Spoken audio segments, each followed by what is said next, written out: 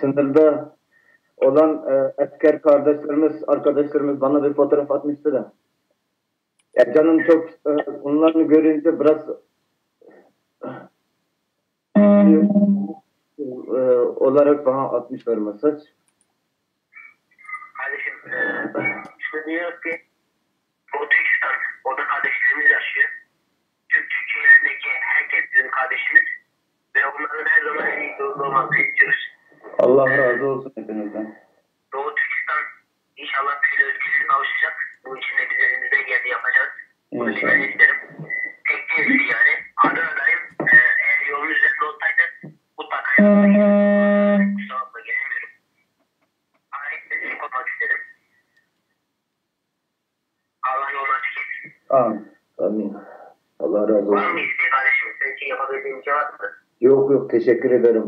Sadece sizin bu bana ettiğiniz dualar, bu destekler bana yeterli oldu. Allah razı olsun. Teşekkür ederim kardeşim. İyi akşamlar dilerim. İyi akşamlar. Sağ ol, teşekkür ederim. Var olasınız. Allah'a emanet olun. Allah razı olsun. Kırındaşlar Naq meydanda hazır. Biz Naq meydanda Facebook'tan takip ediyordu. Kırındaşlarımız sizni Naq meydandan görüp ediyordu. Az telefon qilgan qırındışımız kim eken Erşidin? Bir Türk vatandaşlar tutturuptu. Eşvaqtda to'rdan ko'rapti. Uni keyindan ma hozir jang qotgan shu sınırda chegaradagi askarlar Nahmet destek bulup destek verdi. Az biraz hayacanlanıp qaldınız şunundan boldumu? Sen balını görüp sen ko'ngli yerim bo'lib qoldi. Qara, askar bolla. Qurallar bilan sana destek bo'lamiz deb yetishga. Yani sizlarni hozir şu hatta şu chegirdagi Türk askerlar, jangchilar destek olib shulardan telefon kelyapti, tushunami? Rasmlar telefonlar shulardan kelyapti.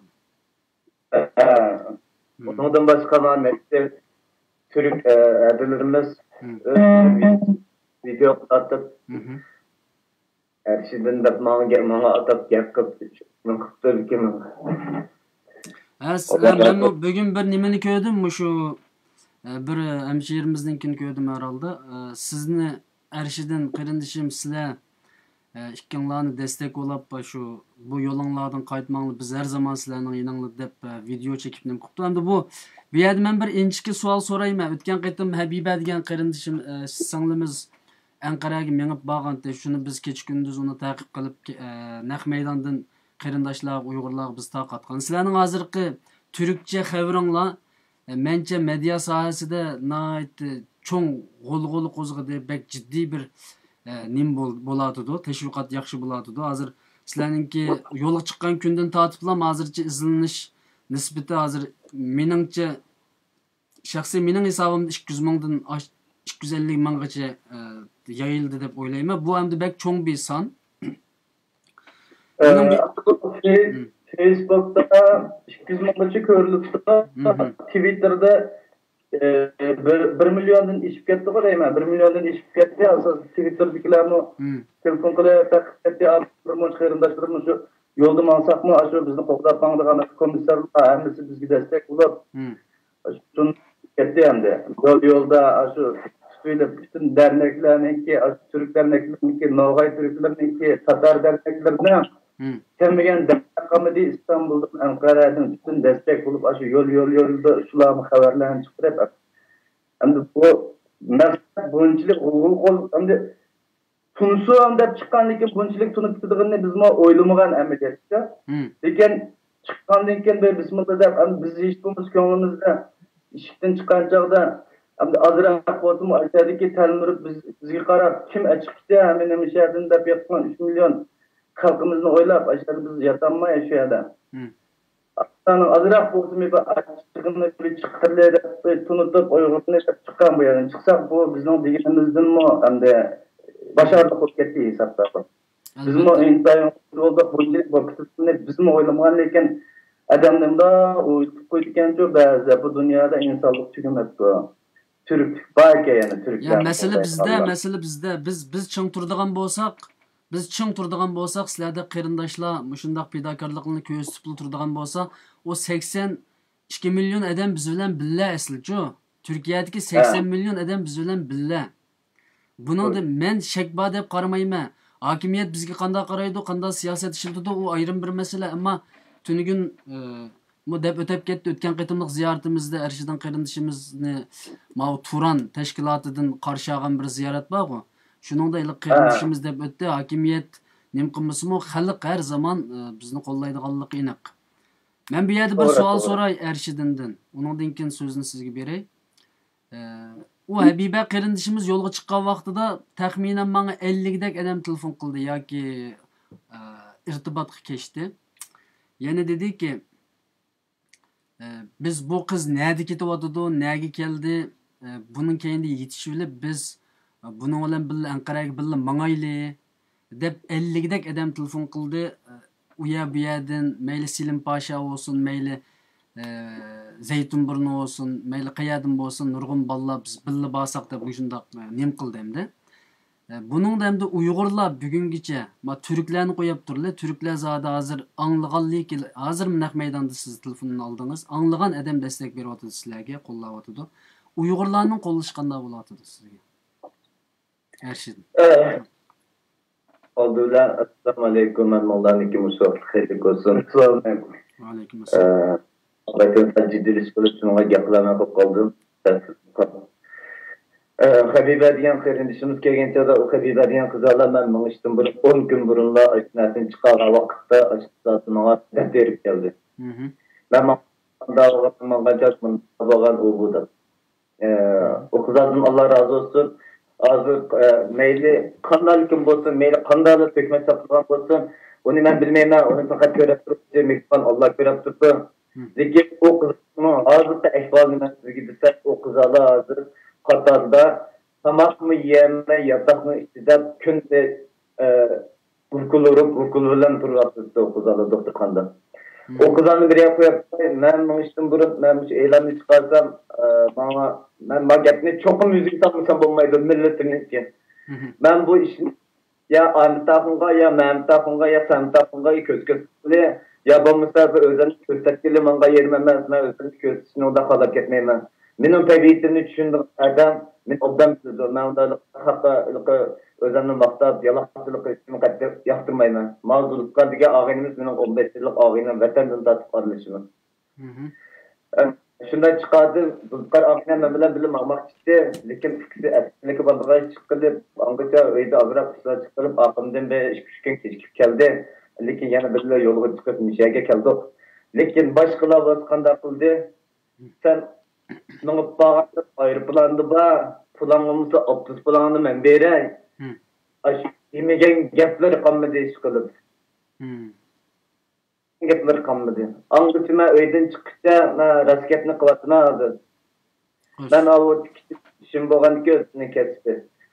Birisiga azraq melini tikip verdiğinga ben bir zavut bergen. Zaten 12 puletki mal tutmak tükendik. Mal tükenlik maqsını satmakçı oldu. Menche sizningki xususiy hayotingiz to'g'risida jiq to'xtalmaydi deb o'ylayman. Chunki xususiy hayotimi sizga men gapdan jarayon deb beryapman. To'xtab turman.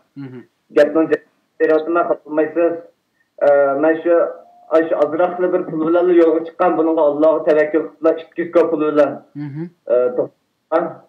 Alo, merhaba. Alo. Merhaba, buyurun. Alo. Ben Allah'a tevekkül kılıp şu pulda yolga çıkan, hazır mı aşk pulda inimde bapul, aliko pul, ahırda bana heclet yoldurmuş, hecletmiş, Türkler beni kollap, destek verip, bana bir moçan pul hecini güzmedi.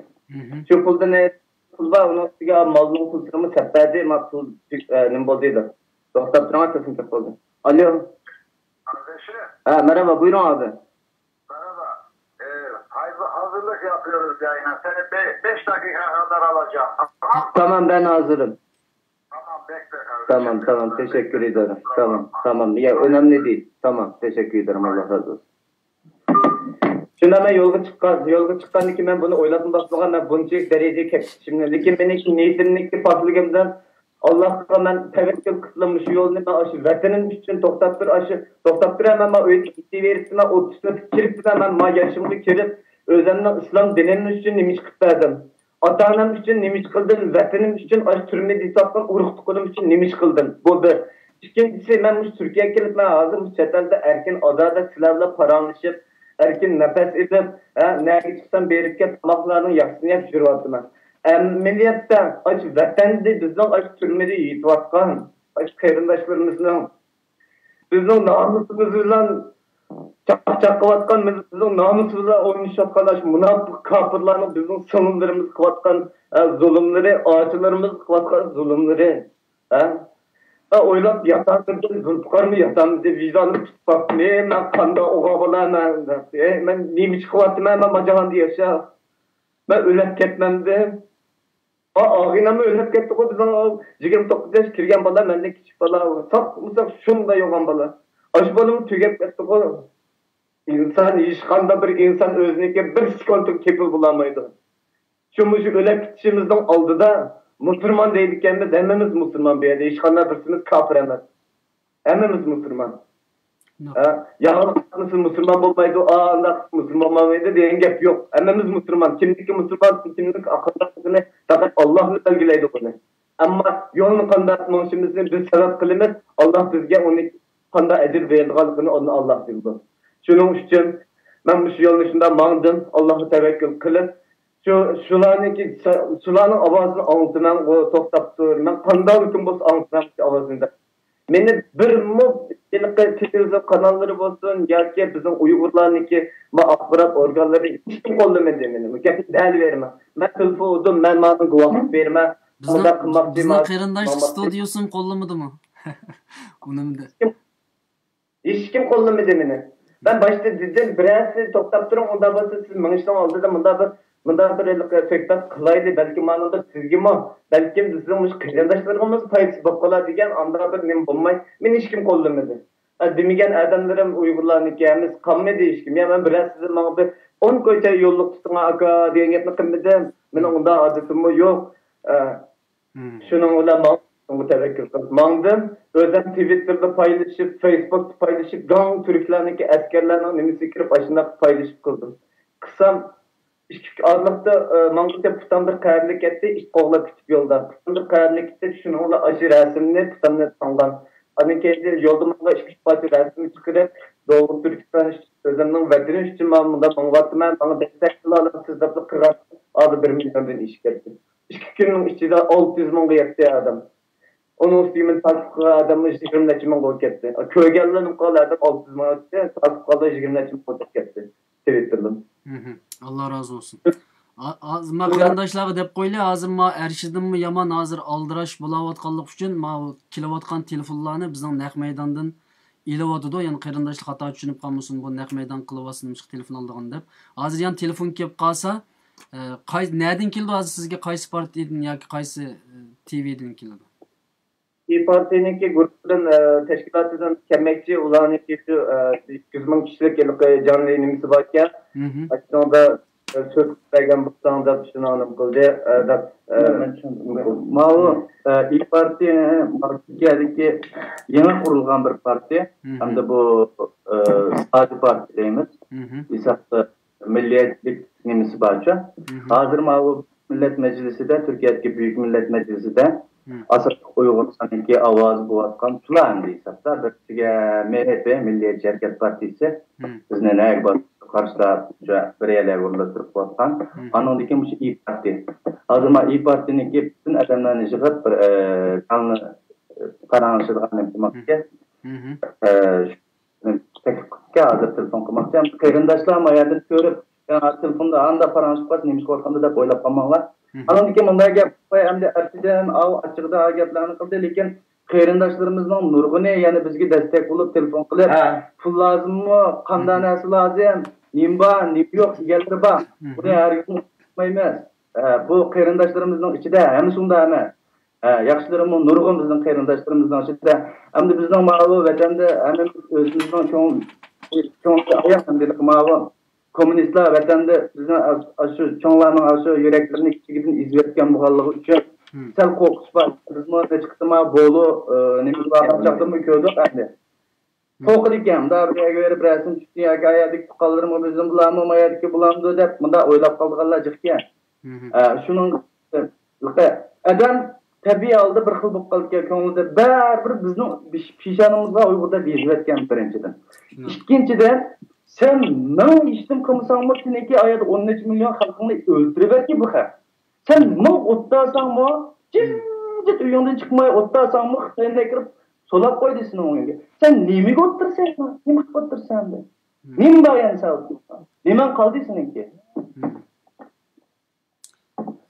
Merhaba.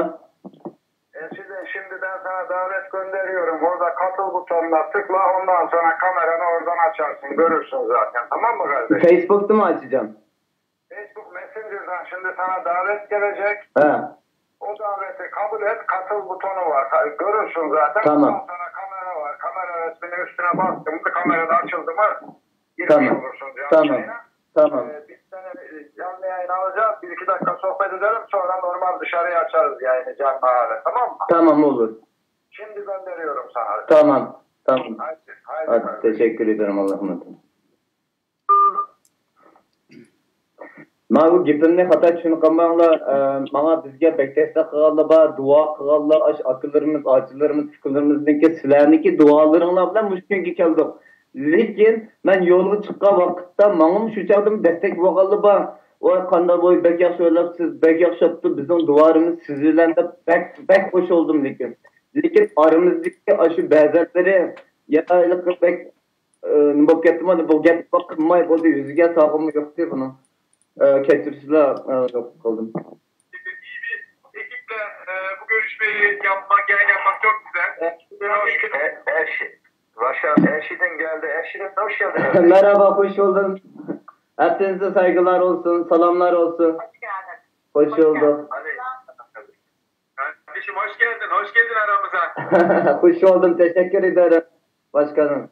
Erşid'in Anamur Belediye Başkanımız Mehmet Türe beyefendi. Hangisi şimdi? Evet, şu an merhaba. el sallayan. Merhaba. Anamur Belediye Başkanı. Kardeşim ben Anamur Belediye Başkanı Mehmet Türe. Nasılsın? İyi misin? İyiyim. Allah'a şükür çok memnun oldum başkanım. Biz de memnun olduk. Seni takip ediyoruz, destekliyoruz. Gönlümüz, yüreğimiz, her şeyimiz sizinle, seninle. Teşekkür ederim. Sağ olun. İyi ki siz varsınız. Sizlerin dualarınızla bugüne ulaştım. Teşekkür ediyorum herkese. Çok sağ ol. Erşid'im. Efendim?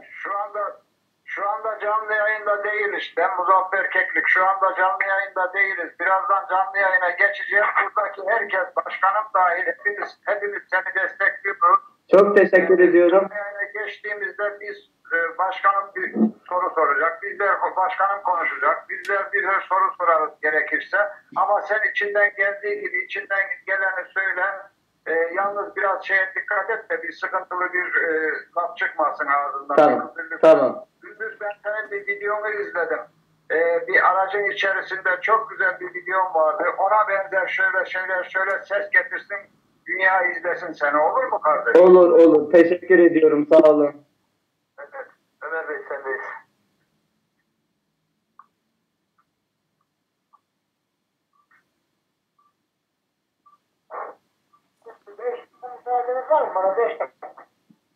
Tabii.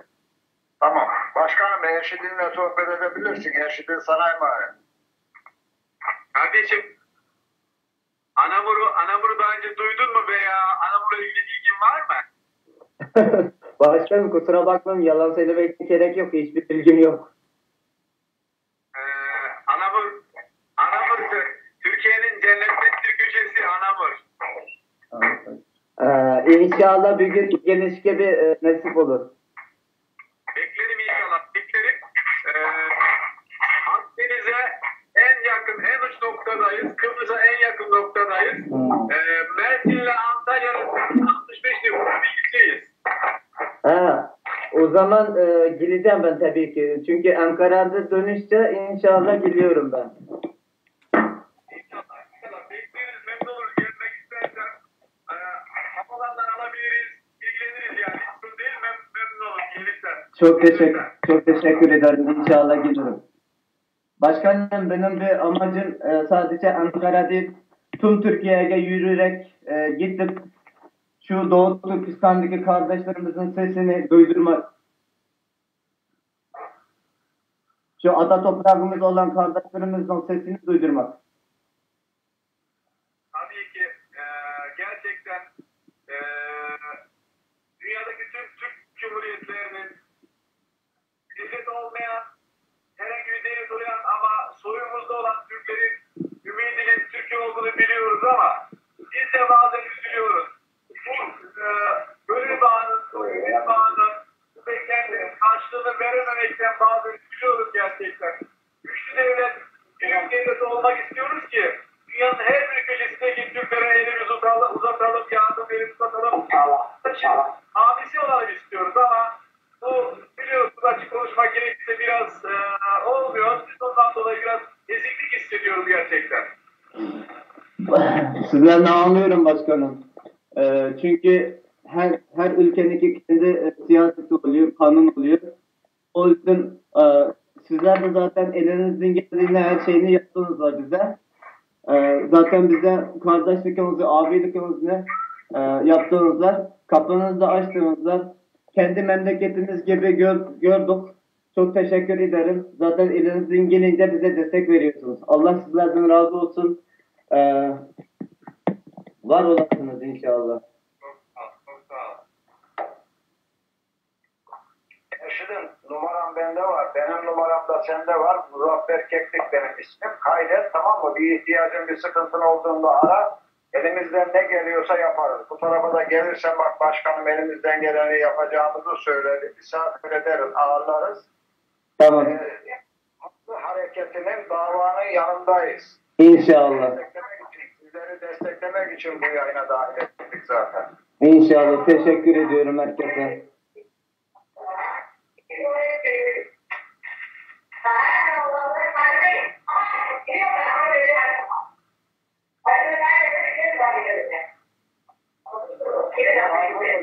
Hazırım ben.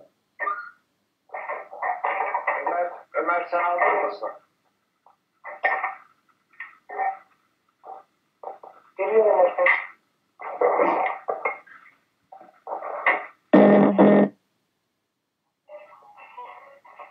Müzik hazırlıyor Ömer. Bak sana bir müzik hazırlıyor. Ersin ile Ömer abi. Ömer abi sana bir müzik hazırlıyor bak. Dinliyorum. Biraz dinleyeceksin. Teşekkür ediyorum. Geçiyor muyuz Ömer yayına? Yayındayız abi yayında.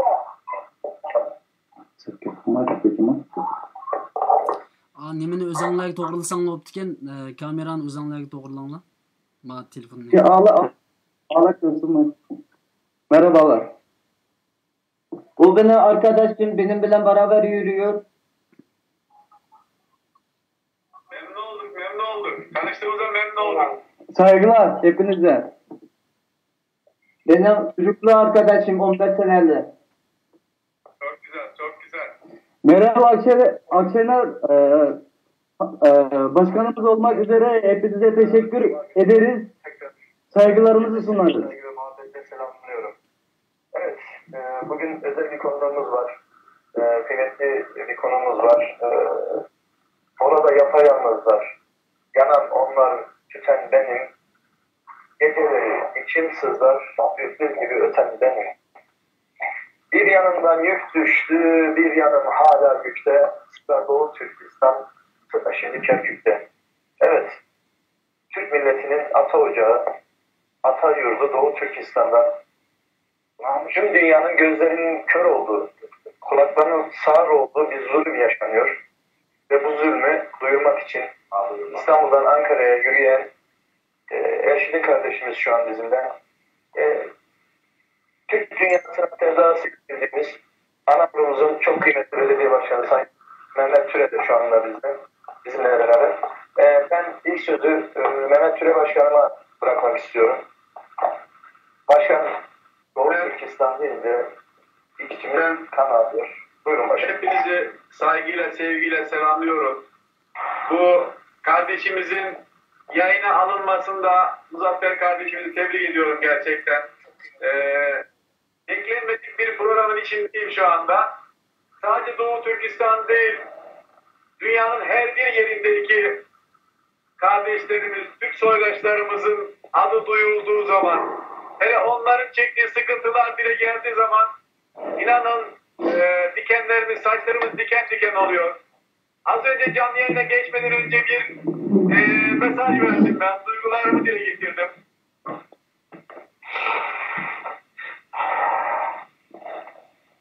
Hani 3 kıtaya hakimdik. Hani Kürşatlar 40 çenesiyle Çin Kalesi'ni, Çin Sarayı'nı basıp da oradan bir kahramanlık örneği gösteriyorlardı. Ne yazık ki 3 tarafı denizle, 4 tarafı düşmanla çevrilmiş, 3 kıtaya hakim olmuş ecdadımızın torunları olarak Anadolu'ya hapsedilmiş.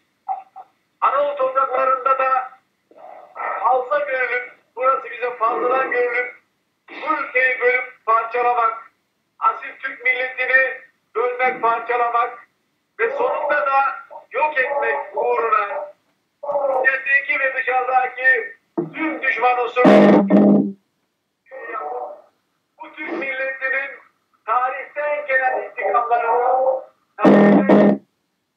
artık gizli değil, saklı değil, alenen sergileyerek bu Türk milletini haritadan silmek istemektedirler. Tabii ki az önce kardeşimiz de, Doğu Türkistanlı kardeşimiz de belirtti. Her Türk Cumhuriyeti, her devletimiz kendi iç sorunlarıyla uğraşırken dünyanın her bir tarafındaki ezilen Türk soydaşlarımıza ne yazık ki el uzatamaz hale getirildik. Kıbrıs'ın dibindeki Suriye'de, Irak'ta, Türkmeneli'de, oradaki Türk soydaşlarımıza bile elimizi uzatamazken ta Doğu Türkistan'a nasıl el uzatacağız? Onun ızdırabını, onun sıkıntısını yaşıyoruz. Hani çırpınırdı Karadeniz diyoruz ya, işte o şiirde, o şarkıda duygulanıyoruz, ağlıyoruz. Bugün ben 30 kilometre düzeltiyorum. 15 kilometre uzaktaki bir köyümüze gittik. Orada Türk bayrağımız önce bir dalgalandı, rüzgardan sonra hafif yağmurdan direğe yapıştı. Dedik ki Allah'ını severseniz şu tahtayı, çıtayı alın da şu bayrağı bir açın, dalgalansın, altta bir resim çektirelim dedik ve koşarak o bayrağı açtık, dalgalandı ve altta resim çektik. Bu Türk bayrağının altında Türk vatanının uğrunda can vermek hepimizin hayalidir. Belki misafir kardeşimiz beni pek tanımıyor. Ben emekli bir yüzbaşıyım, askerim. 10 yıl Doğu'da, Güneydoğu'da terörle mücadele ettim. Birçok arkadaşımızı Mehmetçiğin kucağında şehit verdim. Şunu demeye çalışıyorum. Bizi Anadolu'ya hapsederek, başımıza bir PKK terör örgütünü musallat ederek, Doğu Türkistan'daki kardeşlerimiz gibi dünyanın her yerdeki soydaşlarımıza el uzatamaz hale getirmek düşmanlarımızın şu andaki meşguliyetleri, hedefleri. Turan, Kızıl Elma bizim hayallerimiz. Arz ediyorum ki bu hayalde kalmaktır. O Kızıl Elma'yı gerçekleştirelim. Turan evlerini kuralım inşallah. Doğu Türkistan başta olmak üzere. Nerede bir soydaşımız varsa onlara el uzatalım. Onların hamisi olalım inşallah diyorum. Sözleri biraz da diğer arkadaşlara vermek istiyorum. Hepimiz duygulandık. Hepimizin gözyaşları aktı gerçekten. Allah bu millete zeval vermesin. Allah bu millete birlik ve beraberliğini korusun. Sonra dünyadaki tüm Türkmen ellerine, Türk ellerine amilik, büyüklük yapmayı nasip etsin inşallah diyorum. Ne mutlu Türk'üm diyene. Allah seni korusun ve kollasın diyorum. Amin. Çok sağ olun. Tabii Türkistan dedim mi, Türk dedim mi, mazlum milletler, hep şu anda çile çeken milletler. Ama bütün dünya sağır, bütün dünya kör. Evet, Erçin kardeş.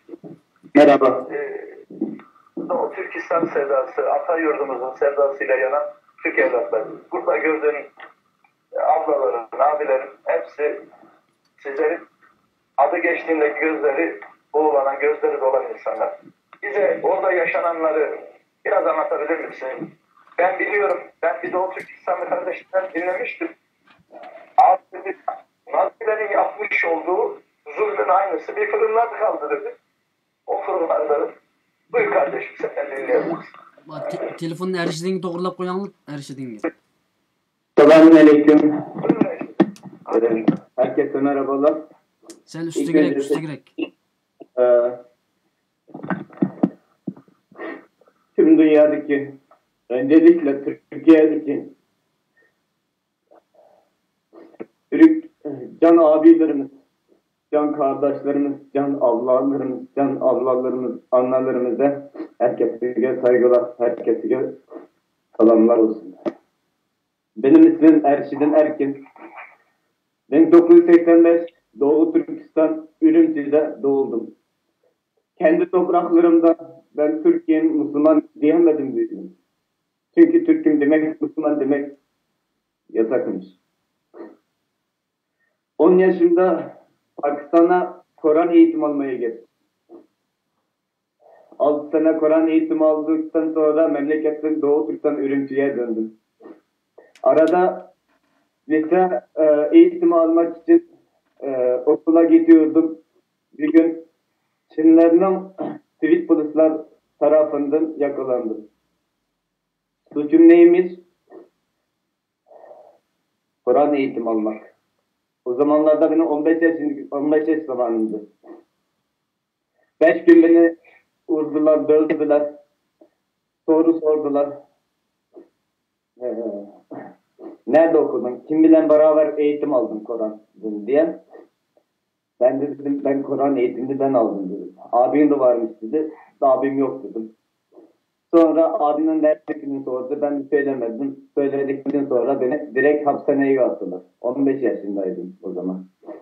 Hapishaneye attılar. Hapishanenin 2. ayda abimin de hapishaneye atıldığını öğrendim. Ben hapishanede 1 sene kaldım. Abim 2 sene kaldı. Bu 1 sene hayatım olsa günlük 2 dilim ekmek, yarım su, 1 sene öyle hayatta kalmaya çalıştım. Allah'tan babamın o zamanlarda durumu çok iyiydi. Parası da vardı.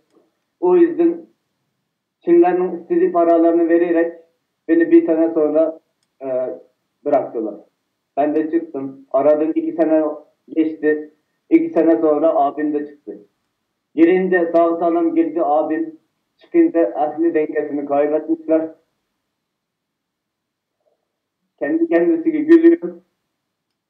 Ya babanı tanıyor ya da kardeşini tanıyor. Yolda giderken çöplerini alıp yiyorlar.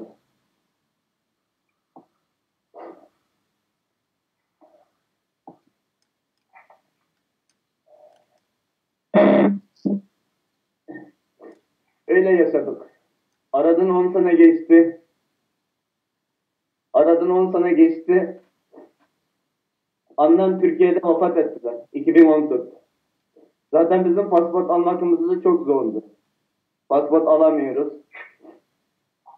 Sonra annemin vefat ettiği sebebi de burada Türkiye'de hastaneden annesi vefat etti diye konsolosluğun bana bir belge gönderdiler. Ben de bu belgeni aldım. Türk lirasıya 85.000 lira para verdim. Pasaportumu çıkardım. Türkiye'ye geldim. Aradan 6 ay geçti. Abimle de Türkiye'ye geri getirdim. Benim ablam Türk vatandaş. Biz ailede 4 çocukuz. Ben evinin 4. çocuğuyum. Şimdi benim ablam, abim ikisi de hasta. Onlara bakıyorum.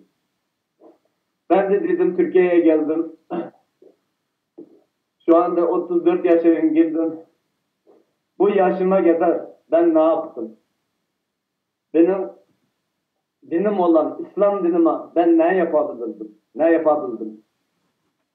Ben kendi toprağım için ben ne yapabildim?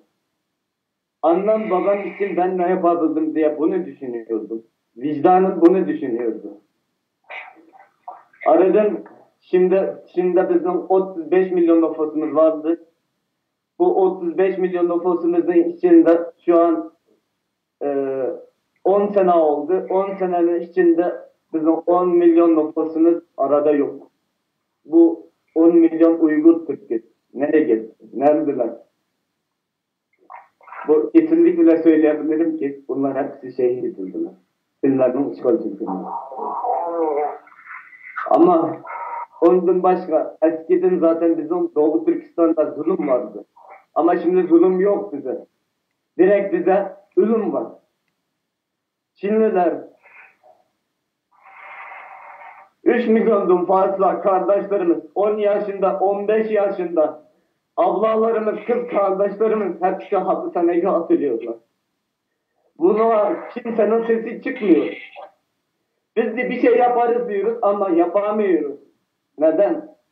Çünkü Çin'de, Doğu Türkistan'da, Ürümçi'de, memleketimizde tırnak makası da yasaktır. O yüzden biz hiçbir şey yapamadık. Ben görüyorum ki ben nasıl bir erkekim ey. Ben nasıl bir erkekim. Kendi toprağıma, kendi abla kardeşlerime ben sahip çıkamıyorum. Ben kim? Hangi vicdanım, hangi gururum bile yaşıyordum ben. Diye bunu düşünüyordum. Geceleri uyamadım.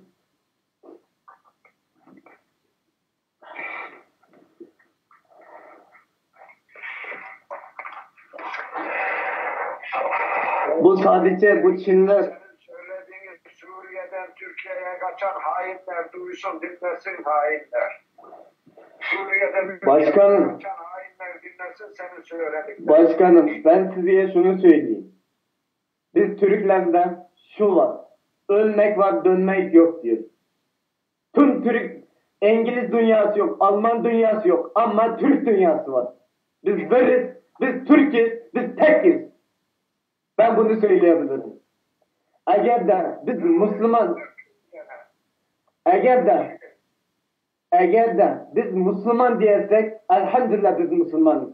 Ben şu kelimeni söyleyebilirim ki, La ilahe illallahu, eşhedü en la ilahe illallahu ve eşhedü enne Muhammedun abduhu ve resulü. Ben Müslümanım. Türk diyersek biz Türk'iz, kardeşiz. İnnemel mu'minûne ve ihve diyor Kur'an-ı Kerim'de. Bu ne demek? Müslüman, kardeşiz demek. Birbirine sahip çıkmaktır diye. Şimdi bu Müslüman hangi bir kardeşe sahip çıktılar? Hangi bir Müslüman birbirine sahip çıktılar? Bu Müslümanlık nerede? Türk diyoruz. Biz Türk'üz. Uygur Türk'ü. Kur'an'ımız Doğu Türkistan'da. Türk demek kardeşlik demektir. Birbirine sahip çıkmaktır demektir. Biz hangi birimize sahip çıktık? Lütfen. Yanlış anlamayın ben bunu söylemek istiyorum. Biz hangi birimiz kimliğe sahip çıktılar? Azeri olsun, Kırgız olsun, Kazak olsun, Türkmen olsun, ne olursa olsun biz hepimiz Türk'üz. Şu anda 35 milyon nüfusun, 10 milyon nüfusunuz arada yok, öldüler insan.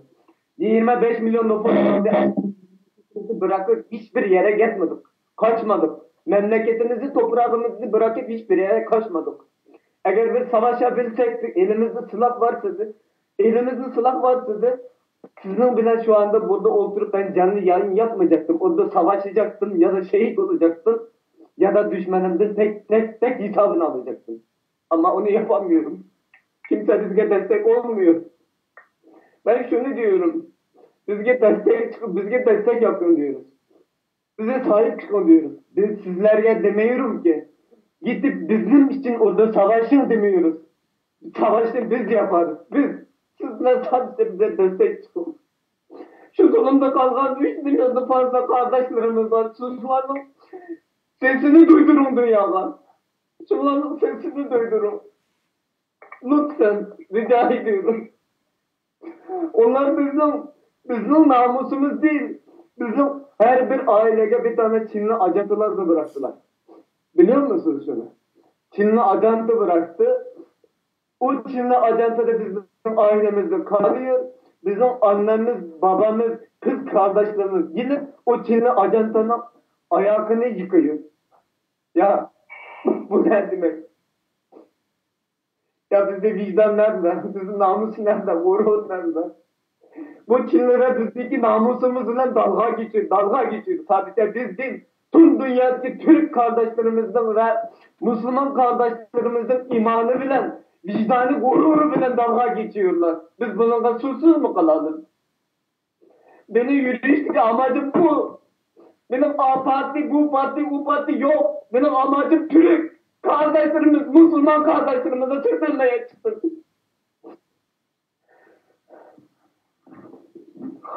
Filistin için salya sümük ağlayanlar, Filistin için sokaklara dökülenler, Doğu Türkistan için kör, sar oluyor. Biz Çin'den, biz Amerika'dan, biz Rusya'dan merhamet dilemiyoruz.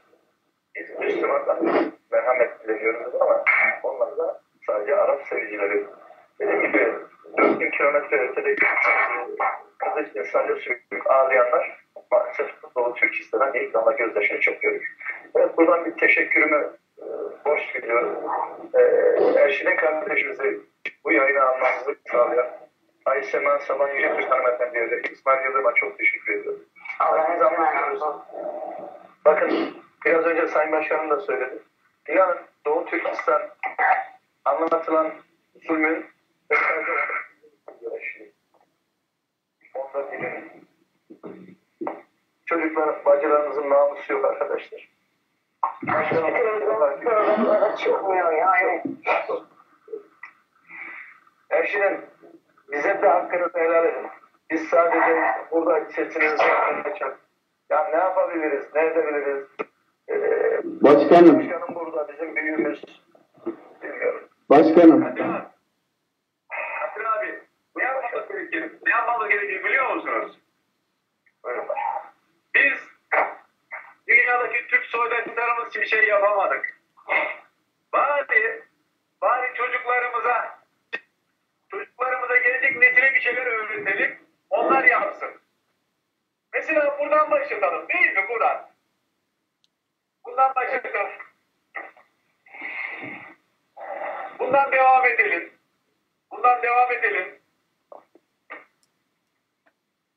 Bunu öğretelim. Bunu okutalım değil mi? Bunu okutalım. Ve Erşit'in kardeşimizin yaptığı gibi ezberimizde değil, hafızamızda değil, hayatımıza bunu uygulayalım.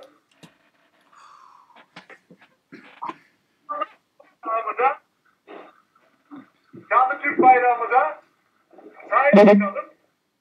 Ve biz yapamadık. Bizim çocuklarımız güçlü Türkiye'yi yaratsınlar. Düşmanlarımızı bilsinler.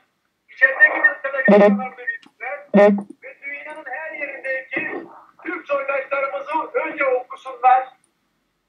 Sonra haritadaki yerlerini bulsunlar. Sonra onlara nasıl el uzatırız? Onları nasıl kurtarırız? Onların nasıl habiliğini yaparız? Bunun için güçlü olanı yollarını açsınlar. Biz başkanlarımızı istiyoruz. Saygılar sunuyorum. Başkanım. Erşin'e Efendim. bir soru sormak istiyorum. Türkiye Cumhuriyeti Devleti şu anki AKP hükümetinde size hiç siyasi anlamda, maddi anlamda destek gelmedi mi ya da gelmiyor mu? Ben bunu çok merak ediyorum. Çünkü camilerimizde toplanan paralar var. Ve duyduğumuz kadarıyla camilerimizde başarılı bizden toplanan 1 milyar 103 milyon lira Doğu Türkistan için toplanan para Çin hükümetine teslim edilmiş. Bugün Cuma namazında Yemen'deki Müslüman kardeşlerimizden para toplandı. Bugün burada bilmiyorum Türkiye genelinde oldu mu? Biz olmasın demiyoruz. Tabii ki seve seve yardım ettik. Ama Zafer kardeşimin dediği gibi dünyanın her yerindeki Türklere de birazcık el uzatalım. Yani o hutbelerde, o camilerde birazcık da dünyanın şurasında Uygur Türklerde bir kardeşlerimiz var. Onun için yardım topluyoruz, duymak istiyoruz artık biz. Haklı değil miyiz? Başkanım Türk olunca ümmetten saymıyor ki Arap seviciliği ümmetçilik olarak çıkartıldı. Erşide kardeşime o yüzden sordum bu soruyu. Biz Evet başkanım. yardım ediyoruz. Var mı böyle bir yardım? Başkanım ben size bunu söyleyeyim. Ben Türkiye'ye geldim. Türkiye'de size kapısını açtılar. Türkiye'nin ekmeğini yiyorum. Ben vicdanlı bir insanım. Kimsenin ekmeğini yiyip, tuzu yiyecek bir insan değilim. Ben şunu söylüyorum ki Türkiye bizi kapısını açtı. Cumhurbaşkanımız bize kapısını açtılar. Bu kadar bizi burada yaşıyoruz. Allah razı olsun herkesin, Türk dünyasının, Türk milletinin Allah razı olsun. Ben şimdi bunu söylüyorum. Şimdi başkanımız söyledi. Çocuklarımız için bunu öğretelim, bunu öğretelim, bunu öğretelim dedi. Ben buna bir laf söylemek istiyorum. Şimdi biz bu 10 senenin içinde 10 milyon Uygur Türk'ü yok. Bunlar hepsi şehit oldular. Şu anda 3 milyondan fazla Doğu Türkistanlı kardeşlerimiz, bizim can kardeşlerimiz hapishanede atılıyor. O da zulüm çıkıyor ve günde yüzlerce binlerce kişi ölüyorlar. Biz eğer yetmek o ülkeni bırakıp, o ülke sadece bizim ülkemiz değil. Bu ülke bizim Doğu Türkistan sizlerin ata toprağımızdır. Biz şu sizlerin ata toprağımıza sahip çıkmak için şu ülkenin zulüm çeksek de, ölsek de, ne olsak da memleketimizi Doğu Türkistan'ı bırakıp kaçmadık. Her şey olsa orada oluyor. Ben şunu söylüyorum ki şimdi başkanımız dedi ki bizim çocuklar büyüyünce onlar yapsınlar diye. Ama biz şimdi böyle sessiz Türk dünyası, Özbek, Kırgız, ya Türk, Türkmen kim olsun Türk, Müslüman dünyası kardeşlerimiz olsun. Ses kalırsa o çocuklar büyüyünce o 25 milyon nüfusu kalmayacak. O zaman şu çocuklarımıza siz nasıl bir vicdan, nasıl bir gururunuzla bir söylersiniz ki onu? Nasıl bir anlatacaksınız? Ben bunu merak ettim. Biz şimdi sessiz kalırsak o çocuklar büyüyünce zaten bizim o 25 milyon nüfusu kalmayacak. Çinlerde zaten bizim toprağımızın hepsini kapatacak. Doğu Türkistan diye bir şey yok diye. Bir telefonda vardı. Peki dersin her şey vardı zaten. Ben hazırladım ama bu telefonumda olduğu için göstermiyorum. Çocuklar hepsi Çinlerin eski zamanlardaki şeylerini giyiyor. Saçma sapan bir şeylerini giyiyor. Sonra Kur'an okumakın yerine ya da kendi dilini öğrenmekin yerine Çinlerin dilini öğreniyor. Bir de bu bizim şeylerini öğreniyor. Ondan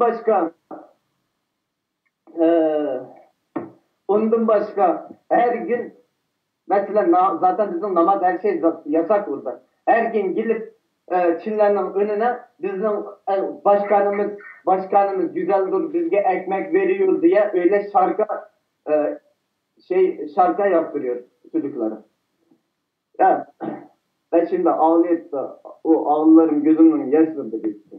Ben var ya şimdi ben diyorum ya abi başkanımız. Ben şimdi Türkiye'nin her yerine gideceğim. Bunları anlatacağım. İnşallah öncelikle Türkiye'ye anlatacağım.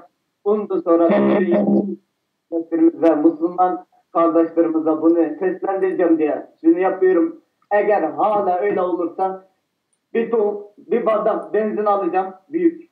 Benzin kendimce dökeceğim, yakacağım, bekleyeceğim. Böyle bir vicdan azabıyla, böyle bir horror azabıyla yaşamak hiç mi istemiyorum? Bıktım bu hayatta. Vallahi. Böyle vicdan, böyle bir horror bize böyle baka gözümüz açık göre gidemiyoruz biz. Vallahi. Ben Türkiye'ye önce anlatacağım. İnşallah nereye kadar gidebilirsem, ölsem de bu hayatın bu yoldan dönmem. Ben bu sesli tüm dünyaya anlatacağım. Eğer de ölsem de bana bir tehdit olsun, ne olsun benim fark etmez. Zaten ben bu hayattan bıktım. Böyle bir yaşamaktan da bıktım. Eğer bu Türk dünyasını ben seslendiremezsem eğer kendimi yakacağım, öldüreceğim, bitecek. Bu kadar. Başka bir lafım yok. Öyle pek yok. Biz yanındayız. Biz sesini duyuracağız. Her yerde. Bütün dünyada şu anda izleniyorsun. Biz bu yayını paylaşacağız. Sesini duyuracağız. Allah nasip ederse öyle pes etmek, kendini yapmak olmaz. Ben sadece şunu... Kendini öldürmez. Müslüman kendini öldürür mü? Bak başarı burada. Öyle vicdan azabını bizim kızlarımızla, bizdeki avlarımız, annemizdeki namusunu diyerek şu lafa yaparak biz bunların vicdanını bunu göre nasıl yaşayacağız? Başkanım nasıl yaşayacağız? Şimdi Ben günde ağlarım, gözümde yaş da kalmadı. Suudi hiçbir şey kalmadı. Şimdi her gün vicdan azabı var. Sadece vicdan, gurur azabı var. Ben ne yaptım? 34 yaşa girdim. Vatanım, memleketim, kardeşim için ben de yapabildim. Neden erken yapmadım bunlara? Neden elimden silah elip şu Çinlilerine bir tanesi, düşmanla bir tanesini öldürerek öldürdüm diye bu benim kafamı takıldı. Eğer de biz Türkler kalkarsa tüm dünya Türklerin ayakına yıkılırlar. Buna da inanıyorum. Ben şuna da inanıyorum. Türk dünyası sessiz kalmayacak. Buna da inandım. O yüzden bu yola devam ediyorum inşallah. Başkanım duygulandı, muhtemelen bir şey söyleyemeyecek şu anda. Onun adına ve bizim kendi adımıza şunu söyleyeyim. Ankara'ya herhalde programı Ankara'ya kadar yapacaksın. Ondan sonra ben numaranı başkanıma filan vereceğim. Ondan sonra Ankara'yı bitirdikten sonra bu bölgeye gel. Bu bölgede senin tek başına yaptığın hareketi biz destekleyelim, birlikte yapalım. Birlikte hareket edelim, yalnız bırakmayalım. Sana destek olalım. Ayrıca bu yayınlarımızda senin sesini bütün dünyaya duyuracağız. Seni her gün gerekirse yayın alacağız. Sana namus ve şereftir. Teşekkür ederim. Öncelikle şunu söylerim başkanım. Bana şimdiye kadar bana destek veren, bana sahip çıkan, kendi kardeşlerime sahip çıkan herkese teşekkür ederim. Allah hepinizden razı olsun. Zaten sizler elinizden gelince yapıyorsunuz. Tüm dünyaya bizim sesimizi anlatmak, duydurmak istiyorsunuz. Allah hepinizden razı olsun. Bundan sonra hep yerde bu kardeşlerim var, başkanım var. Bundan emin ol. Senin sesini daha nasıl duyurabiliriz bunun derdindeyiz bundan sonra. Gittiğin her yerden seni yanına alabiliriz. Her gün çıkartabiliriz. Bıkmayın. İnşallah ben yarın Ankara'ya gidiyorum. Zaten öyle. Yarın akşam Ankara'da oluyorum. Kadir abi sen Ankara'da numaranı ona da aktaracağım. Kadir abi seni Ankara'da karşılasın. Tamam. Ondan sonra bu bölgeye seni yolcu etsin, göndersin. Bu tarafa gel. Birlikte umut verelim, destek verelim. Elimizden bir şey geldi ama hiç olmazsa bunları yapalım. Ayrıca sizi bu hale getirdiğimiz için özür diliyorum. Ben kendi adıma özür diliyorum sizlerden. Yok. Türkiye sahip çıkamadığı için ben kendi adıma özür diliyorum. Ama ne yapalım? Biz de çok sıkıntılar çekiyoruz. Ersin'im burada. Allah'ım ben görüyorum başkanım. Evet diyemiyoruz Ersin'im burada. Bizim de sıkıntılarımız büyük. Bizim de acılarımız büyük. Biz kendi ülkemizde, öz vatanımızda Türkçülük, ırkçılık kabul ediliyor maalesef. Türk olmak suç sayılıyor maalesef. Yakında ben öyle tahmin ediyorum ki başkanım sizin üzerinize laf konuşmak bana düşmez, özür dilerim ama yakında öyle bir tahmin ediyorum ki Suriyeliler 1. sınıf vatandaş, muhtemelen bizler 2. sınıf vatandaş bile olmak durumuna düşeceğiz maalesef. Ki o Suriyeliler keşke birkaç tanesi senin şu biraz önceki konuşmalarını dinlese de bayrak neymiş, vatan neymiş, Kur'an-ı Kerim neymiş bir öğrenseler keşke. Vatan sevdasının ne olduğunu bir öğrenseler keşke. Dediğim gibi Ankara'da seni Kadir abi karşılayacak. Ondan sonra seni bu tarafa gönderecek, yolcu edecek. Burada misafirimizsin. Biz burada sana ekmek, aş vermek değil amacımız. Senin davana hizmet edeceğiz. Sana sahip çıkacağız. Sana yardım edeceğiz. Başkanım burada bizlere de sana da destek olacak bu konuda. Söz, seninle birlikte yürüyeceğiz. Sen bir kişisin, belki 3 kişisin, 5 kişisin. Tam da ne yaptığını bilmiyoruz ama binler, 10 binler olarak yürüyeceğimize başkanım da kendi adıma sana bu bölgeden söz veriyor. Ben de inanıyorum. Şunu bize şeyi söyleme unuttum. Şimdi ben diyorum ki bize destek verin. Bize manevi destek vermeyin. Bize ona ihtiyacımız yok. Paradi ihtiyacımız yok. Manevi destek de ihtiyacımız yok. Bize sadece ses verin. Ya da bize çıkıp savaşın demiyoruz. Sadece bize ses verin. Dur bu zulümü dur diye bir ses verin. Gerisini biz yaparız. Sadece bize destek verin. Bu bize ihtiyacımız. Bu bize ihtiyacımız. Ona da bir söz veriyoruz. Her şeyde söz. İnşallah. Buyur. Dünya üzerinde 2009 verilerini söylüyorum. 522 milyon Türk var. Herkes birer kişi kişi kendi adına dur dese 522 milyon dur yapar. Ama ve lakin biz Türk kardeşlerimize değil de Zafer Bey'in söylediği gibi vatan hainlerine sahip çıkıyoruz. Onlara ekmek karşı vatandaş veriyoruz. Çünkü farklı amaçlar var. Şu 22 milyon ses demek dünyayı yerinden oynatır. Ama işte bunlara ses olabilmek, önler olabilmek lazım. Ayağına sağlık, emeğine sağlık, sonuna kadar yanında olacağız inşallah. Hepimiz yapabildiğimiz ölçüde. Belki bir kova su, belki bir adım, belki bir nefes. Ama ne yapabilirsek.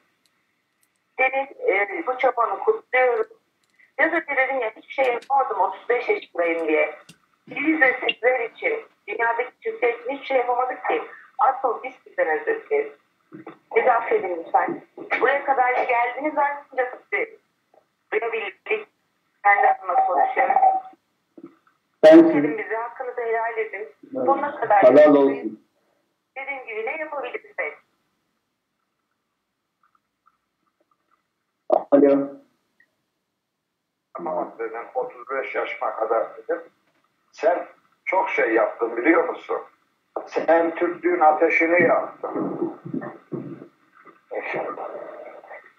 Ben inanıyorum ki tüm dünyanın Türkiye gidecek. Hemen bir gün, bugün değil, yarın değil ama hemen bir gün bu Türk dünyası kalkacaklar. Buna da inanıyorum. Bir şey sormak istiyorum. Siyasi amaçla sormuyoruz bunu. Meclise gidecek misin? İnşallah gideceğim. Parti gruplarına gidecek misin? Gideceğim. Görüşecek, herkesle görüşeceğim. Ne zaman? Yarın mı? Yarın Ankara'ya geliyorum. Ankara'ya gelince meclis her yere gideceğim. Sesini durdurabilecek her yere gideceğim. Ama bana karşılık çıkıp ya da bana bir şey olursa da ben bu yoldan hiçbir dönmem. Ben bu her yere gideceğim. Dediğim gibi. Ersin'im, Kadir abim seni yarın karşılasın. İnşallah. Seni ulaştırabileceği, meclise ulaştırabileceği yerlere ulaştırsın. Olur mu? Tabii ki. Ben Tamam. Sayın Başkanımdan, Mehmet Süre Başkanımdan yardım istiyorum. Yani ablayla irtibatla geçirip grubumuza misafir edelim. Bu arada Sayın Başkanım gereğini yapacağını inanıyorum. Biz onu organize ederiz. Ersin, senin sesini tüm dünyaya duyuracağız. Bakın burada Anamur Belediye Başkanı var. Kendisi de zaten söz verdi. Her türlü imkanımızda senin sesini duyurmaya çalışacağız. Sesinin sesi olacağız inşallah. İnşallah. Arkadaşımın iki kelime konuşması varmış. Mümkün olursa konuşabilir mi? Benim bile İstanbul'da beni destek ederek benimle beraber yürüyor. Tabii kardeşim. Hepinize iyi akşamlar diliyorum. Adım Muhammed, soyadım Şahin. Aslen Samsun Alaçamlıyım. Doğma büyüme İstanbulluyum. Kardeşimi bu yolda yalnız bırakmamak için ben de yanına dahil oldum onun. Devamlı yürüyorum. Bundan sonra da devam edeceğiz. Sadece siz değerli büyüklerimize şunu iletmek istiyorum. Bizim sesimiz bir yere kadar çıkar. Ama en azından siz daha büyük çevrelere bunu yayabilirsiniz. Bizim Türk olarak en başta şunu istiyoruz. Bir an evvel o Çin'deki o zulmün durması, o kamplarda ne kadar insan tutuluyorsa onların salınmasını istiyoruz. Sizler sadece buna ön ayak olursanız çok mutlu oluruz. Tek diyeceğim bunlar. Çok teşekkür ediyorum. İnşallah kardeşim, inşallah. Allah nasip ederse telefonlarınızı ben aldım.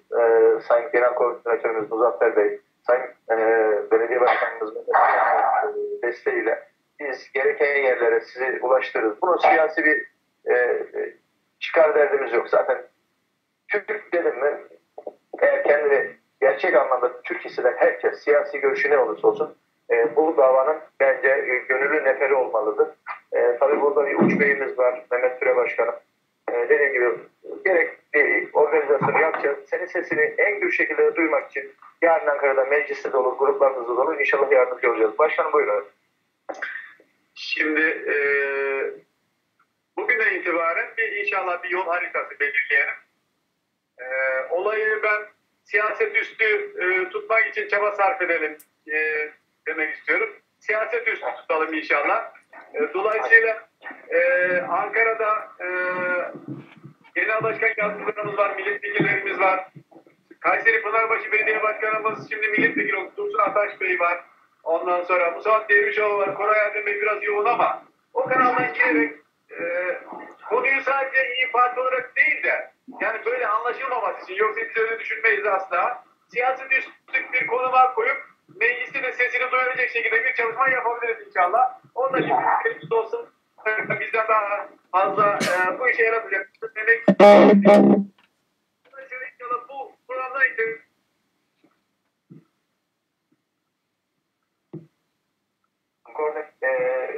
biz senin son sözlerini alalım. Seni de yorgunsun.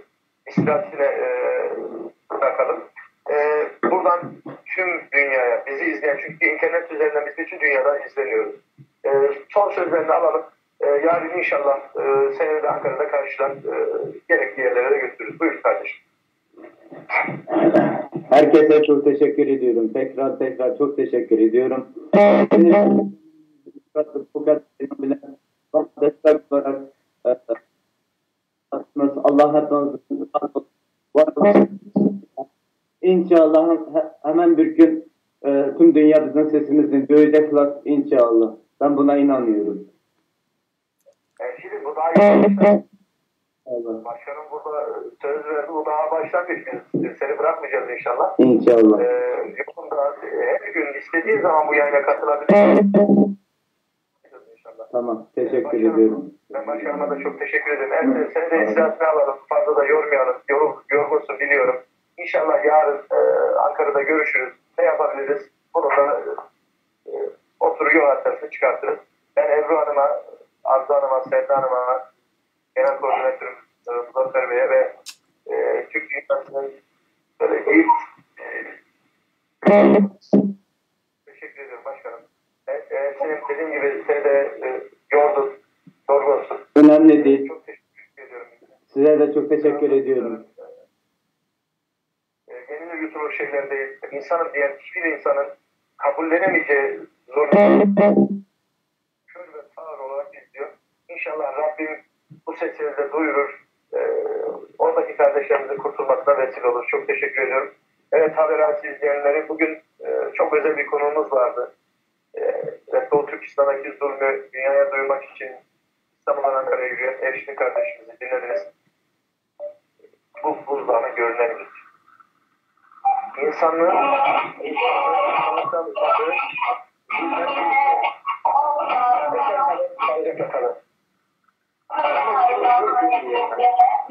Ne mutlu Türk'üm diyelim. Allah.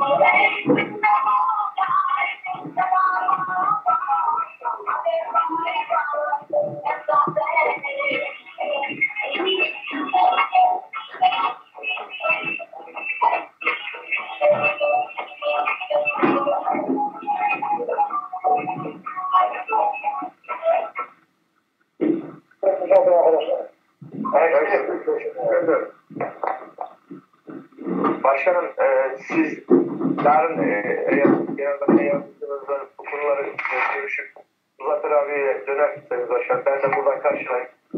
Eşime mecliste bütün gruplara görüşmesi adına, sesini duyurması adına yardımcı oluruz. Ben Dursun Ataş milletvekilimiz var. Onu da arayacağım yarın. Onunla inşallah Muzaffer Bey'le sizlerle irtibat kuracağım. Ben gerekeni söyleyeceğim inşallah. Çok teşekkür ederim. Allah'a emanet olun. Yoksa hadi akşamlar diliyorum. İyi akşamlar. Teşekkür ediyorum. Allah'a emanet. Tamam. Tamam başkanım. Ben burada ilgilenirim arkadaşlar. Gereğini yaparız inşallah. Ebru Hanım, Arzu Hanım çok teşekkür ediyorum. Tabii ki program oldu. Yani bir sorun sorma şeyine giremedik ama ne dersiniz? Yani insanlığından utanması gereken. Ben size söyleyeyim. 4 yaşındaki çocuğa kelepçe takıp maalesef alıp sürükleyerek götürüyorlarmış. Filistin'de yapılanlar, anlatılanlar, yapılanlar bizim için yani ona zulüm demiyoruz diyor. Yani Allah razı olsun. Erşidin naq meydandan biz buni taqatqan bolduq. Telefonni bo'z kamerani o'zinglarga to'g'rilagan bo'lsanglar qarindoshlar biroz davom qilaylik. Agar bak erib ketmagan bo'lsanglar, deganning yog'i piyoda mangdinglar. Undan boshqa uya biyak yugurib o jumadan keyinmi faoliyatinglar bo'ldi herhalde. Buni qisqacha mencha anlatmasam bo'ladi deyim. Chunki hozir sizlarning qilayotgan ishinglar yomon jiqib ketyapti. Inshaalloh Allohning rahmati bilan bu yilqi bir nasib ishchi bu yilqi bir adam qilman deb qilolmaydi, uni Alloh berdigan ishlar. Shuning uchun sizlar abay dedinglar, biz bunda bo'lishini o'ylab boqqan emas deb. Bu bir nasib. Alloh xohlagan odamga berdi. Xohlagan odam maqancha men Turkiya tavasida yo dunyo tavasida men bir ses chiqardim, men bunchalik cho'ng ishni qo'zg'ayman degan bo'lsam qo'zg'ay olmaydi. Bu Allohning ilkidagi ish. Men so'zni hemen sizlarga beray. Hozir ekranda ko'rangan kishilar ko'rinish nimasi bo'lmay qoldi. Kimlar buni bir tonish bilsanglar bir qisqacha deb o'tib ketamiz.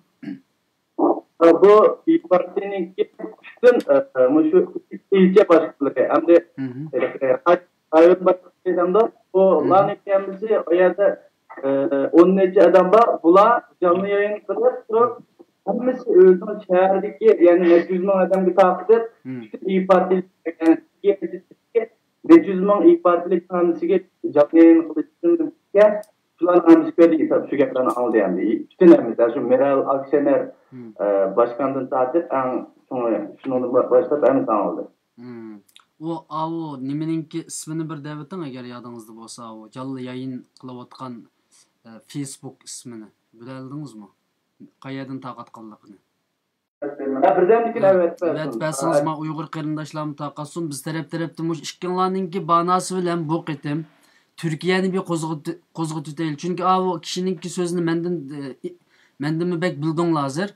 Bu bir başlanış dedi. Bu arqılıq biz cho'ng bir ish qilayli dedi. Bu sen bu o'tni yoqding dedi Ershidinga. Bu o'tni yoqding sen cho'ng bir harakatni boshlatding dedi. Bu hamda bizga berilayotgan bir bishorat. Buni bilasak bildik, bilamasak yana o'ttirimiz o'zimizningki nemisiga nima qilib, ya'ni o'zimiz puritib sestib o'ltiramiz.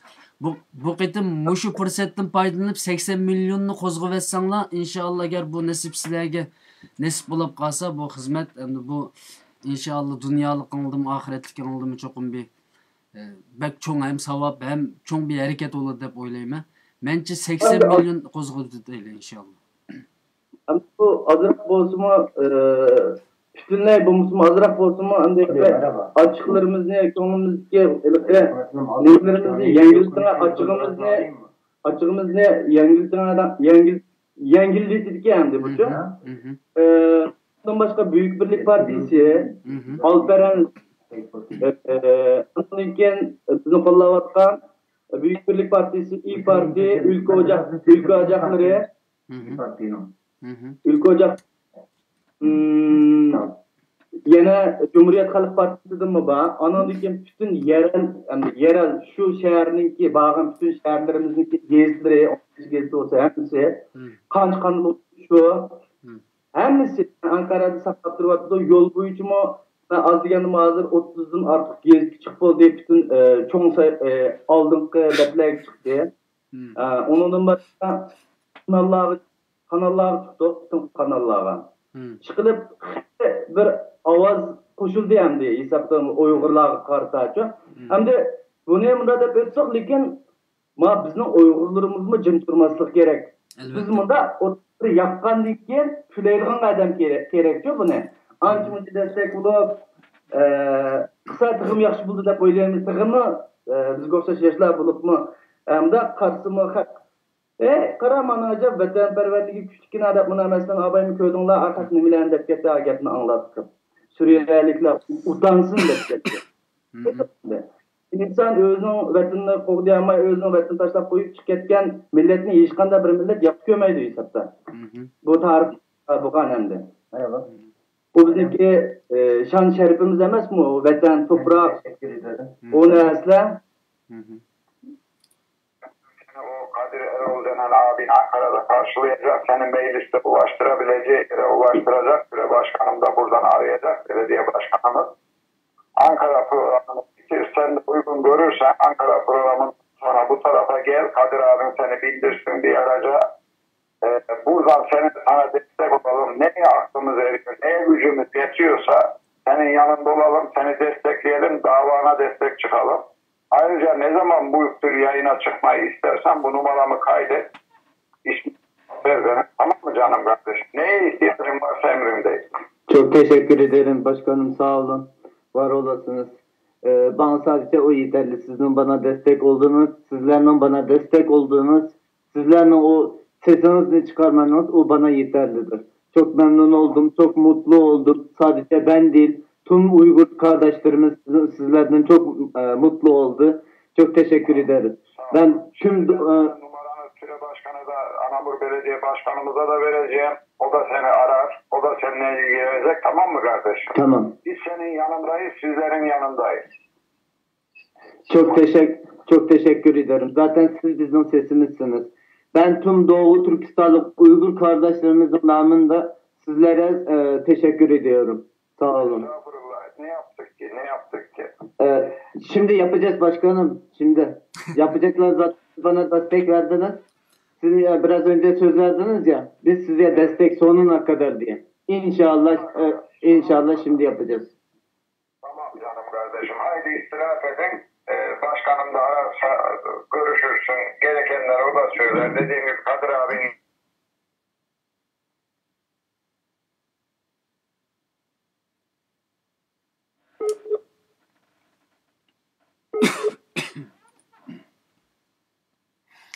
Az qarindoshlar, bizningki nimamiz uzilib qilyotidi. Shuna bo'lsin, men ulashga terishiman inshaalloh. Qarindoshlarimiz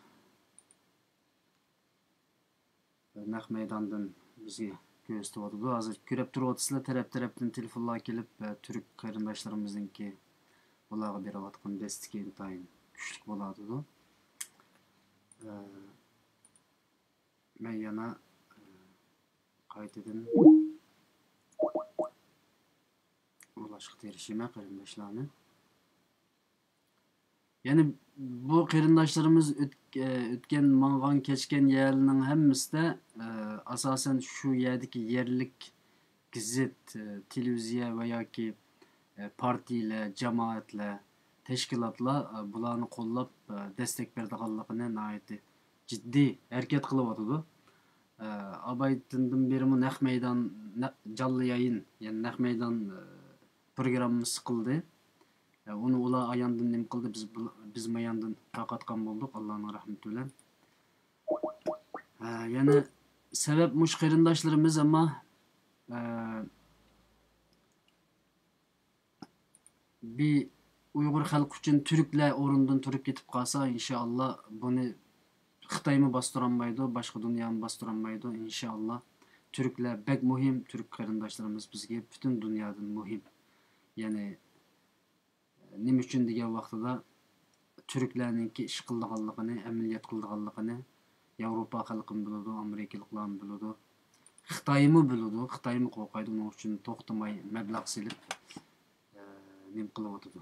Ya'ni Turkiyani qo'ldan chiqarib o'tmaslik uchun qo'ldan kelgan butun ishlarni qilyotdi. Men qarindoshlarimizni yana qayta aloqalashay, orliqcha men bir xat yozay qarindoshlarimizga. Uzilib ketib qoldi. Bizningki televiziya stansiyamiz bo'lmaganligi uchun ba'zida bundaq texnikalik masalalar ko'rilib turdi. Inshaalloh televiziya stansiyamiz bo'lib qolar deyman. Inshaalloh. Ben naq meydandan qarindoshlarimiz. Assalomu alaykum. Ershidin Skype uzilib ketib qoldi. Ulash ehtimolimiz bormi? Chunki qarindoshlarimiz nihoyat nurg'un qarindoshlar naq meydandan ko'rayotgandi. Menikini ulaylimi? Skype yo'q, shu Instagramdan ulaylimi? Bu qarindoshimizning telefoni-chi hozirgi uzilib ketib qoldi-ku. Tok yo'q, uni qisqasi qoldi. Tok yo'q. Unda bo'lsa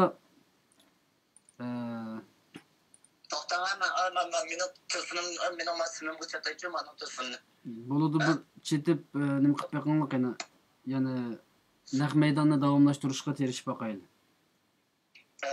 Ma'qul. Mening bu bir ikki yig'iz gapim bor, bak ko'nglimdan bir gap bor, tinch yig'iz deydi. Bo'ldi, men zot naq maydonni men hozir taqamadim, naq maydonda nurg'un qarindoshlar ko'ryapti. Sizlarning so'zinglarni anglashga intizor hozir. Ma'qul. Ma'zurun qilaya, ichilotda tursin. Bo'ladi. Bo'z biroz to'kni qoch. O'tin o'zlanda.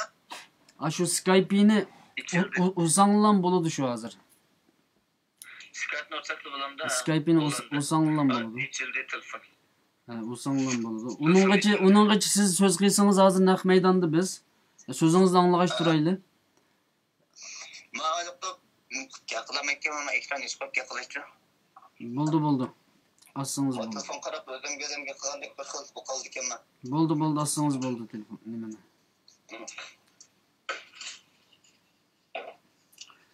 Naq maydonni ko'rayotgan qarindoshlar, sizlar agar Arshidan qarindishimizga, Zulfiqor qarindishimizga so'zinglar bo'lsa, naq maydonga telefon qilib rahmatinglarni, duoyinglarni yo'llasanglar bo'ladi aziz qarindoshlar. Ekranimizda naq maydonimizning telefon nomeri bor. WhatsAppdan o'sanglar bo'ladi. Telefon qilsangiz bo'ldi endi. Qani biz Skype nada? Men telefon qildim hozir. Sizga hozir qaytib oldim.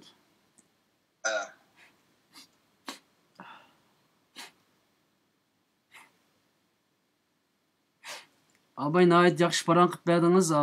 Bo'labmı bir ikki siyosiy sual so'ralgan bo'ldi. Ak Partiyadan sizlarga bir nim qildimi degandek. Buni nəhayət yaxshi javob berdiniz. Bu şekilde ketishingizni umid qilaman. Ya'ni siyosiy partiyalarning ichidagi g'avg'osiga aralashib qolmasligimiz lozim deb o'ylayman. Menimcha. Telefon qilamsiz, men qilayman. Siz qilamsiz, men qilayman. Siz o'singiz bo'ldi hozir Skype'dan o'singiz bo'ldi meni o'chirib. Ama Zulfiqor, men Skype meni o'chirib meni o'ramda. Bo'ldi hozir o'di. Shu nimadan paranglasak bo'ldi endi. Ovozingiz yaxshi kelyapti-da. Ekranni ichib olsanglar, boyaqadek o'zinglarga to'g'rilab. Ekranni ichib olsanglar tutadi. Yaxshi bo'ldi. Endi biroz vaqtni tejab, ikkinlarningki muhim so'zlaringlarni olaman. Naq maydondan o'zinglarni ko'ralasizlar, naq maydonni. Ko'ryaptimda, naq maydon chiqyaptimsizlar. Naq maydonda mı ko'ralasizlar? Ammo naq maydonning ovozini aytib o'tinglar, chunki biz bu yerdan zot bevos so'zlashyapmiz. Oralikda 10 necha sekund farq bor. Zulfiqor, siz nim qiling? Bu ikkinchi kuni qaytildingizmi Zulfiqor siz bu yurishga, bu yo'lga?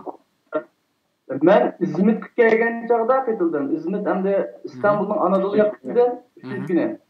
Anadolu yakasıdan ve 2 saat tutuyor. Yani qandaq bir avangard bir işlar, avantaj işlarga yo'liqdinglar. Masalan, buningdan boshqa, yani hem de hozir asosan tashviqot, sizlar bir fizik jihatdan yo'lga chiqib ketyapsizlar. Undan keyin tashviqot qilyapsizlar. Buningdan boshqami bir, masalan, Abay Arshidan dedi, bu askarlar, qurolliq askarlarning naq maydondan suratlarni o'vatib qo'llaydiganlik bildiribdi. Masalan, shu rayondagi harbiy rayonlarni bundaq kezib o'tish, shular bilan ko'rishish ehtimolinglar yo'qmi ki? Bunda sizga ben bir baştan da tushundirib beray. Bizda tafsir tushundirib beray. Qayerdan tafsirimizni tushunib olsin deyman, bu qanday deysiz? Bo'ldi, vaqtimiz bor. Biz hem de şu İzmit'ten çıkışa, onun aldığım şu İzmit'ten çıkışa şu yollarda derneklerinin kilip pul yardım kılmıştı. Pul vermekçi oldu. Hatta koçuda bayrakların ismi sahak kilodu da 500'ün tanlaydı. Mahmut El tanlaydı. Şununla biz dedik ki biz vatan için bu yolga. Biz pul için çıkmadı. Vatan için. Bir vicdanımızı da bu yolga. Bizim emas, o nas lazım emas. O polise közlerge yaşap yıkılap kettik.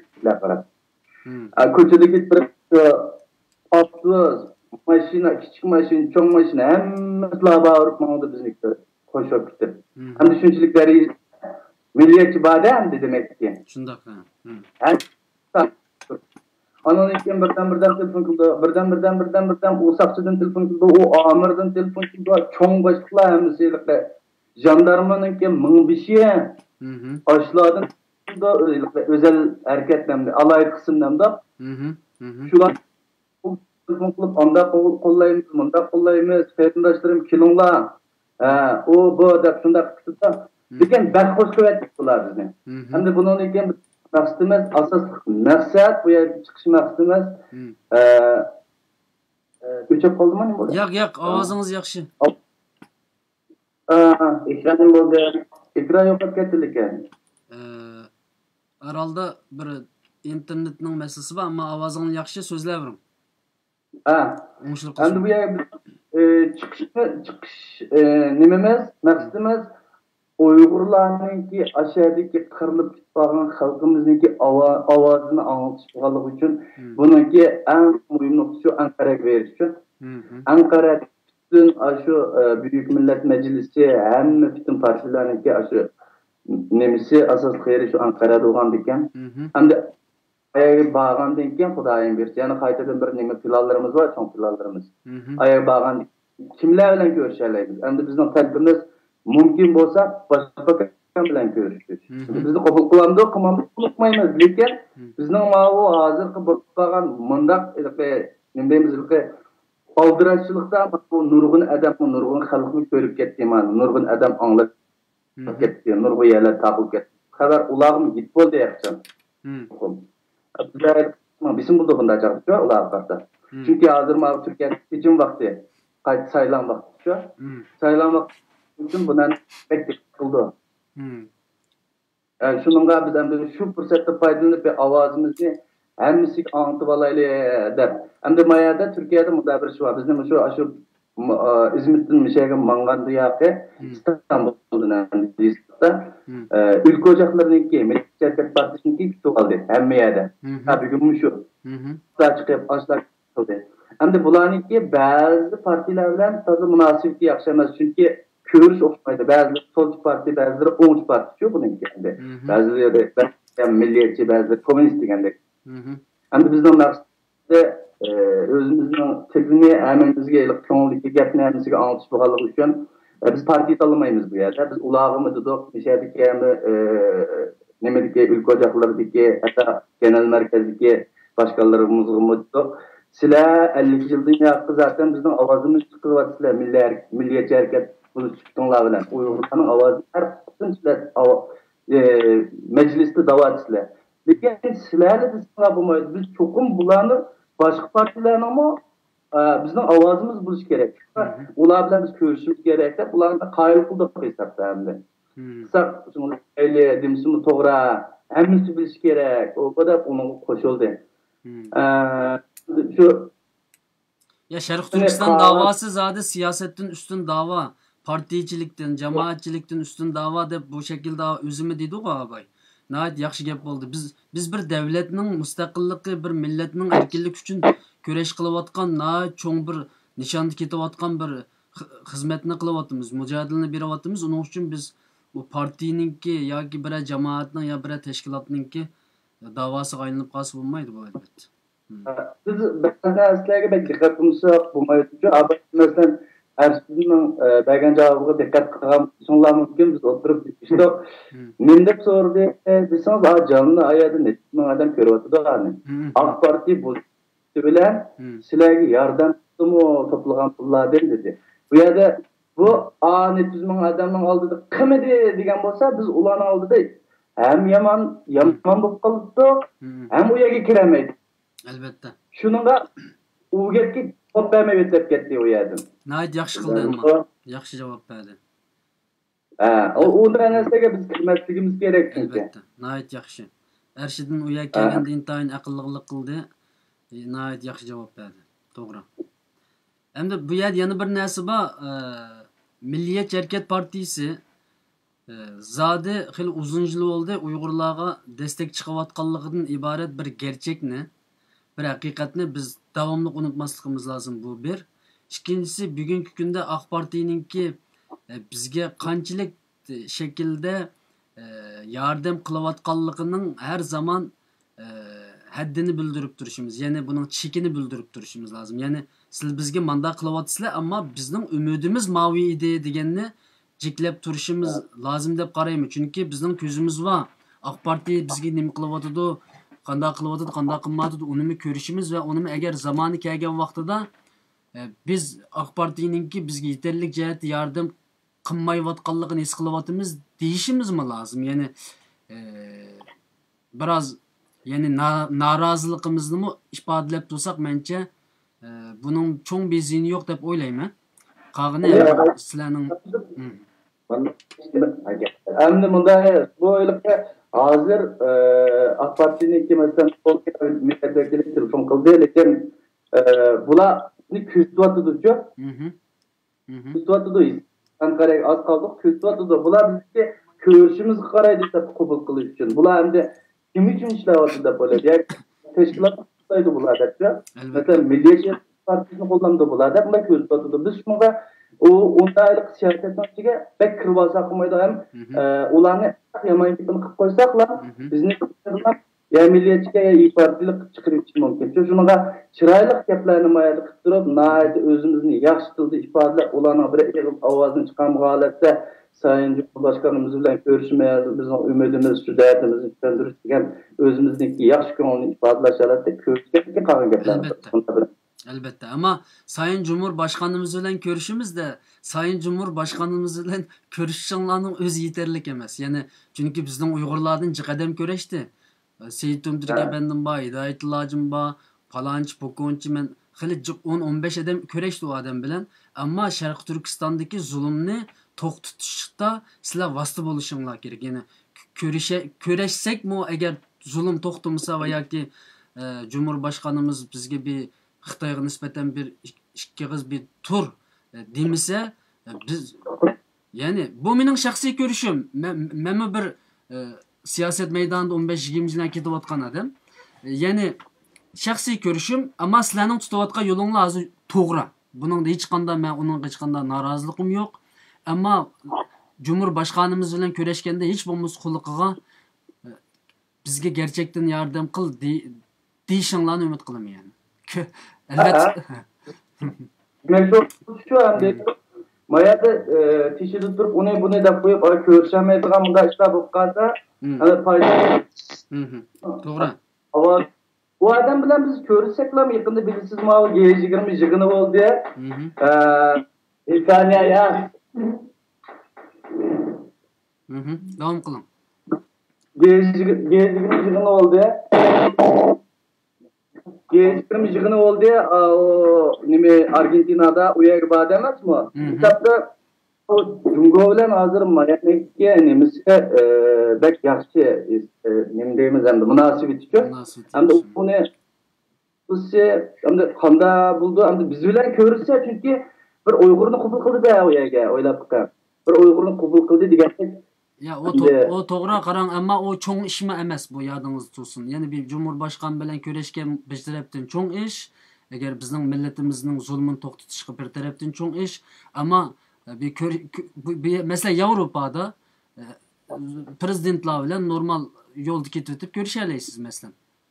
Bu düşüncemi bizda endi hozir bu iliqi siz bilan sizningki hozir bizlar qarindoshlar xato ta'sir bo'lib qolmasin. Ya'ni demakchi o'g'lim bizningki ba'zan liderlarimiz bugungi kunda nimada Turkiyada iliqi asosan bizning tashkilotlarimiz Türk davlatining qonuniy nimasi bo'yicha bo'layotdi hamda uningga itoat qilgan shaklda menyapti. Bu mu yaxshi avval. Ammo noroziligimiz her zaman yani haqni so'zlashimiz mencha ancha-muncha bir yulduzga o'xshash bir parlab turish kerak. Davomliqlam zodi bizga AK Parti yaxshilik qildi, u bu deb ketamaymiz-ki. Chunki yaxshilik qilyapti-da, uni biz ko'rib turyapmiz. Zodi Ershidin degandek quchqini ochdi bizga, ishkini ochdi bizga. Uningda bir masala yo'q. Ammo ovozim kelyapti-da uzilib qoldi herhalde. Qarindishimiz Allah razı olsun aziz qarindoshlar. Men yana qaytadan ulab yiqishga tirishay. Qarindoshlarimizning ovozi uzilib qoldi.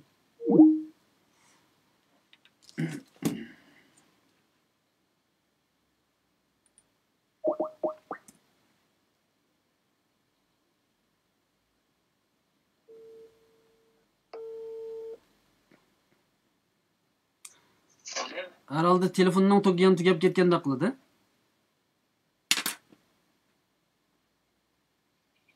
uzilib ketdi, men qaytib o'tdim sizlarga. Ovozim kelyaptimi? Sizning ovozingiz yo'q, sizning ovozingiz bek jiroqdan kelyapti. Endi-chi? Endi yaxshi. Men gaqilayman. Bo'ldi. Telefon qilaman hozir qayta telefon qilaman. Telefon qilaman.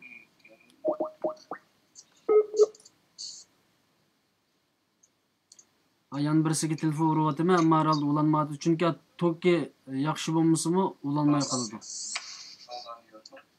Bog'lanıyor deydi. Ben shunga gap qilib beraman. Bo'ldi, gap qilsangiz bo'ldi.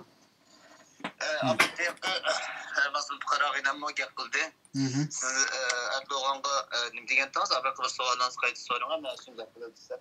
Ya o meningki o faqatlam bir shaxsiy ko'rishim, mencha uningda jiq sizning hozirgi tutayotgan yo'lingni mencha mening gapimdan muhim, ya'ni to'g'ri demoqchiman.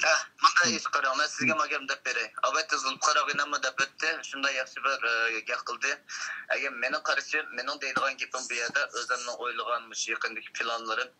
Birinchi Sayın Cumhurbaşkanımız Erdoğan bilan ko'rishish. Ondan bir natija chiqmaydi. Onun nima deydiganligini o mening ko'nglimga ayon. O'g'lim keldingmi? Ma'qul, bek yaxshi, men duo qilib qo'yay va inson desaq qo'yadi, yo'qsa qo'ydi. Uni men bilmay ko'nglimga ayon. Lekin men u yerda turqamayman. Zulmlar u yerda turqamaydi. Bizning da'voyimiz birinchi boshlangan yer azam ishi oldu. Birincisi Türk ocağı, ikincisi ülke ocakları başkanları, hemisi bizim aldık elimizde lazım. Üçüncüsü Azim abi İYİ Parti. Abayette ben paranı çıkartacağım 8 adam bilen bıraktan ekranda görünüpçü. 8 adamla ten görünüp 3 ayalda 3 ilis başkan, birisi belediye başkanı, keyin bir başka 8 adam bilen, 7 adam bilen ben 8'imiz paranlaştık. Onu köre akıllar 200 milyon, 300 milyon adam yitipti. Onun aldığı da bir telefon geldi ama sizden paranlaştık aldı da.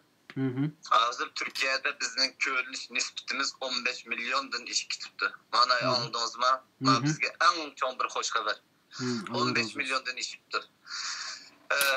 Anın kendinden mening deydigan gapim, mening talabim bo'lsa, can qarindoshlarım, can achilarim, akalarim, fuqalarim, do'stlarim, kibirlik qilmayli, bir yerga kelayli, ma o'tni yoqdiq.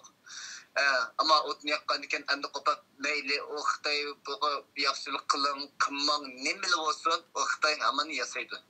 Şunun için Xitoydan ümit kütüp olturduğun işini qilmayli, ümitni kütmeyli. Bizning chiroyimiz Xitoyga o'xshamaydi, vijdonimiz, g'ururimiz, imonimiz Xitoyga o'xshamaydi.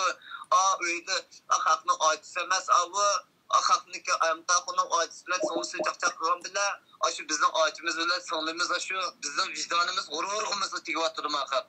Mani o'ylashayli, mal ko'ni hammanni surishtirib, amtaqın anı qanti, samtaqın mani qanti, voy anı bilan yurmayman, mani bilan yurmayman, ma gapni qilmang. Biz hozir birlashib, bir yerga kelib, yoshlar oldida minib, mana cho'nglarimiz bizga destek berib, bizga yo'lab, biz bilan tamında bir destek berib turishi mal meni cho'g'anchada eng to'g'ri ish. Bizning hozir talash tortish qildigan teşkilatga bu kampani taqılsın deydi. Ma bu Doğu Türkistan'da isim deydi. Ma bu Şarkı Türkistan yana bir qopab Uyg'uriston deydigan ma bizning haqqimiz yo'q. Ma vicdanınız, g'ururimiz ananız bilan so'ngingizga aloqat açaqsa namusiga tegvatsa, sizning vicdanınız ashni ko'targan bo'lsa, ishingizni qilib umidingizni yeb yuraverasiz oldu. Agar to'xta, mening vicdanım, g'ururim de, mening otam bilan onam aya deyapti, mening to'prog'im bilan, mening vicdanım, g'ururim bilan, men bunda o'ynashyaptim, mening imonim bilan. Musulmondan bekab echitdik-ku, biz musulmon, musulmon deb. Musulmon deganni bizmi kofir emas, bizmi musulmon-ku. İnnemal mu'minuna ve ikhwa deydi, musulmon degan qarindosh akifga sahip chiqadi deydi. Biz qaysi birsimiz sahip chiqyapmiz hozir? Birbirimizni tıkma otıqtıqatımız. Şunda birisi birinin bokboğuçular, oy mana ular aralashma anı qilmoq unda emas. Ma chet elda bo'lgandan keyin bir-birimizni yo'lab bir yerga tortib akilib, qarindishim nima dading bor, vatanda az zulmni chiqvasa, sening vijdoning qanday to'g'ri topdi, mana deb ikki qiz bunday qilsa erimaydigan tosh yo'q emas, eriydi. Biz shuning uchun bir yerga kelishimiz kerak. Mening asosliq maqsadim mushu. Buningdan keyin butun Turkiyaniki, mana butun davlatniki hozir bu xabar bu yerda to'xtamaydi. Butun davlatga tarqab ketdi. Men yozatgan Ozarbayjon bizlik necha kunning oldida Ozarbayjoncha, inglizcha, ani keyin necha xil tilda video ishlar mushlarni tarqatdik. Buni butun dunyo ko'ryapti, ma xabarlarni ko'ryapti. Shuning uchun diqqat qilmasak, yurib turishimizga diqqat qilmay, ayrimchilik qilib, bunday qilgan bo'lsak, mana biz tugaysiq degan gap. Men jinim bilan o'ynashib qilyapman, meni chataq chiqyapman hozir. Hozir abaqadek savollar so'raydi. Sizga mana bunda Erdo'g'an apartment sizga qanday qildi, mana pul to'plangan, pulni berdim dedi. Mening qanday javob berganim bu sizni ko'nglingizga ayongu deyman. No, yaxshi javob berdingiz. Bizning vijdonimiz, g'ururimiz bilan gap qilamiz dedi. Xalqning ekmegini ham, xalqning tuzini ham o'tkazib adam emasmiz. Berdi qildi dedi. Ama o bizga nima emas, men o gapni demiş qilganimni sizlar o'zingizlar bilsizlar. Shuning uchun o'tnib qolaysizlardan, o'tinib qolay, akıllarim, otilarim, onalarim, aşu hammalardan ben sizlardan o'tnib qolay. Bizga qarshi chiqmanglar, bizga destek beringlar, yoshlarimizni qo'llab beringlar. Qo'linglardan kelsa, sizlardan biz ya pul talab qilmadik. Shu Zulfiqar og'aynam kelmasang oldida Hamid Göktürk degan akimizdan tanıysizlar balkim. Türkiye tujurguli uzoqchilik olgan. Aşu akimiz ben yolda kavatsam bir maşini geldi. Maşini kelib shuning bilan ben bilan paranglashib qolgan dema o'zimlikqa yozib olgan bir qog'ozni berdim. O'qidi. Basib o'qib chiqib shuni olib pul berayda pul tanlab turib oldi. Olmadim ben. Yenimde pul yo'q lekin olsam oldim. 200 ko'ylab pul vardı. 50 ko'yg'uni buni oldim, 150 pul qolgan. Olsam oldim. Men endi olmadim. To'xta, men pul uchun chiqmadim. Men birinchisi iymonim bilan chiqdim. İkincisi men vatanimning nomini ko'tarib chiqdim. Men pulni olmayman deb men olmadim. Olmasam bu ish bir damda aşu Hamid Göktürk akamızdan qo'liga beribdi. Aning keyinidan oyada mavu Anqaradagi markazdagi Ülke Çapsan başkanının qo'liga tüviga beribdi. Voy bu bola baki silbal ekan, shunda pul tanlasak olmadi deb Hamid akamdan so'rasanglar bo'ldi. Ne bo'lsa shakimizdan bir jonli qilib. Ya sizning gapingiz ishonimiz, siz ishonib gap qilaverasiz. Biz ilqimga gapingiz ishonmamizga ish yo'q. Anlıqtımı şu yolda kevasbaq deganni nurg'on adam pul tanlaydi Zulfiqar bor 500 dan mingdan olmadik, bir motan olmadik. Haqiqatan tilam cho'kasakmi, o'zimizga yaqin turgan biras bosashlardan qazolarimiz bo'lsa olmaymiz. O durumga tushmadik-ku, Alloh saqlasin. O holatga tushmadik. Lekin mush haq bizni qo'llagan yerda biz haq o'zimizni qo'llamay ayrimchilik qilib, bunda qilgan bo'lsak, biz nomussizlik kitimiz. Biz vatandan ümidimiz üzresek buludu. Biz yani vatan işgide çıkarmayı hozir biz urush qilolmaymiz. Qo'limizga bir qurollanib panladik bir Xitoy bir pay o'qma atamaymiz. Bizning hozir muhim qilgan dunyodagi Türk millatini qo'zg'ash. Eng bichida Türk millatini qo'zg'ash, islom davlatini qo'zg'ash. Maqsadimiz shu. Bizniki. Biz ma yo'lda o'lib ketimiz, yana birlim bo'lamiz, ma yo'ldan qaytmaymiz. Onun da sizlar bizga xotirjam bo'linglar. Sizlarniki dualaringlar, aşu hürmet itoat qilgan qarindoshlarimizningki azoblari bizga omonat. İnşallah biz mushundan oxiriga chiqirmiz, ya jinimizni berib chiqirmiz, ya bo'lmasa jonni ilib chiqirmiz. İnşallah. Albatta inşallah. Bu bizning so'zimiz. İslam davlatlarini qo'zg'ashdan, boyaqi gapdan xato tushuncha paydo bo'lganmisin. İslam davlatini qo'zg'ash degan gapni men tuzib qo'yay bu yerda. Bo'ladi, Alloh rozi bo'lsin. Zulfiqar qarindishimizning abay gapiyapti. Abay men so'zni nim qilib qoldim. Zulfiqarning so'zi. Alo. Alo. Ovozingiz bor. Keldi. Zulfiqar sizmi? Men. Ha şu abay biraz nim qilib qoldik-da, ama xato anglashilmasin gap so'zlar. Qolgan sizning oxirgi so'zlaringiz olsa ma qarindoshlarga dan uningdan keyin Arshidning oxirgi so'zlarini elib men yana boshqa naq maydondan boshqa bir telefon qilishlarim bor. Uni davom qilamiz. Qarindoshlarimizdan nima kutasiz yani? Birinchi mushu sizning bizni izlab, bizni desteklab, bizning ovozimiz bo'lib, mushu qarindoshlarimizga qanday ko'nglimizga gaplarimizning borlig'ini yetkazganligingiz uchun sizga tashakkurlarimizni bildiramiz. Ko'pdan ko'p rahmat. Bütün qarindoshlarimiz Uyg'ur millati nihoyat mehribon bir millat. Mehribonligimizdan mushkunga qolgan millat. Ba'ziga kelgan chaqda misol yurkimizni qattiq qilsak bo'lmaydi. Sal endi o'zimizniki shu burunqi shu Uyg'ur davlati bor vaqtdagi shunchalik bir kuchimizni chiqarmasak bo'lmaydi. Bizim xeyli bir tarixlarni yozgan bir millat. Xeyli bir tariximiz var, tariximizni o'qisak unda bir g'ururlangudak bir millat. Shuning uchun shu qarindoshlarimiz bilan biz bilan tanqish, akalarimiz, cho'nglarimiz hammasiniki bizga destek berib, qilishini umid qilamiz. Ondan boshqa hamda tilagimiz sizlarniki bizga qarab duo qilsanglar, hamda bizning bu to'rtag'iz gapimiz bilan balkim kamplarni taqib etmasligi mumkin. Hech bo'lmasa bir yig'iz shu cho'chqiga ma Uyg'urlar bunda qilibsa, qilsang bo'ladi deb qo'ysimi shu bir yig'iz gapni qismi biz uchun kifoya. Hamda oxir qiladigan gapim shu, hammalarga rahmat. Sizdan gap bo'lsa so'rang. Degan gapni hammasini deb bo'ldik deb ketmam lazım. Ma akadalarimizga, fikrlarimizga hammasini duolarini aytib shu yo'lga keldik. Shuning uchun hammalarga ko'pdan ko'p rahmat aytamiz. Alloh hammalardan rozi bo'lsin. Shuning uchun bundan keyin bizningki boshqa bir ehtiyojimiz yo'q. Faqatla duolaringizga ehtiyojimiz bor. Bizga destek berishingizga ehtiyojimiz bor. Undan boshqa har xil tillarda bizning mushuk qilayotgan ishimizni Turkiyada bunda bir Uyg'ur qarindoshimiz bunda qilyapti deb, bunda yurishimiz bilan bunda faoliyat qilyapti deb o'shaniki axborot organlari bor. Mushuni yetkazalsanglar, bu ish tuxumi bek to'g'ri patlab ketadi. İnşallah. Shuning uchun dostlar mushuni o'tirishaylik. Bizning maqsadimiz shu, butun dunyoga to'ntirish qoldi bilan. Albatta. Madobir yanılib qoldi Xitoyniki shu natijali gollari bilan Aslaniki qıltaqlarga chiqib ketdi, Arab davlatlari, Turk davlatlari degandek. Ammo bu endi qaytadan tushmaydi. Biz bu yerdan quvvatimiz, sizlar yo'qotkilar oyat qilinglar.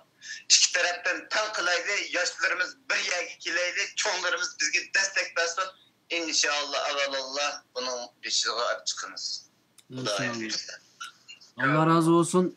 Siz zaten şu seferge çıkıdığan vaqtidan tatib men sizni izledim. Undan keyin yo'lga chiqqanda tatib sizlar aloqalashdim. Abayliq ba'zi gapni ochig'imizim degan bo'ldingiz. Bizning studiyamiz har zaman sizningki tashviqotingizni yoki bu xizmatni sizning emasda, bu butun millatning xizmati.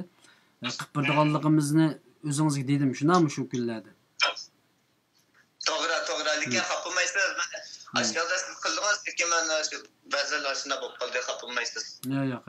Buni hamda qarindoshlarda, hamda biz xalqning ovozi bo'lamiz deb shu dunyoning har qanday yerida bir Uyg'ur bir harakatni boshlatsa yoki bir zulm qilsa yoki bir da'di bo'lsa anglatish uchun ikkiron butun dunyodagi Sharq Turkistonliklarga ochiq.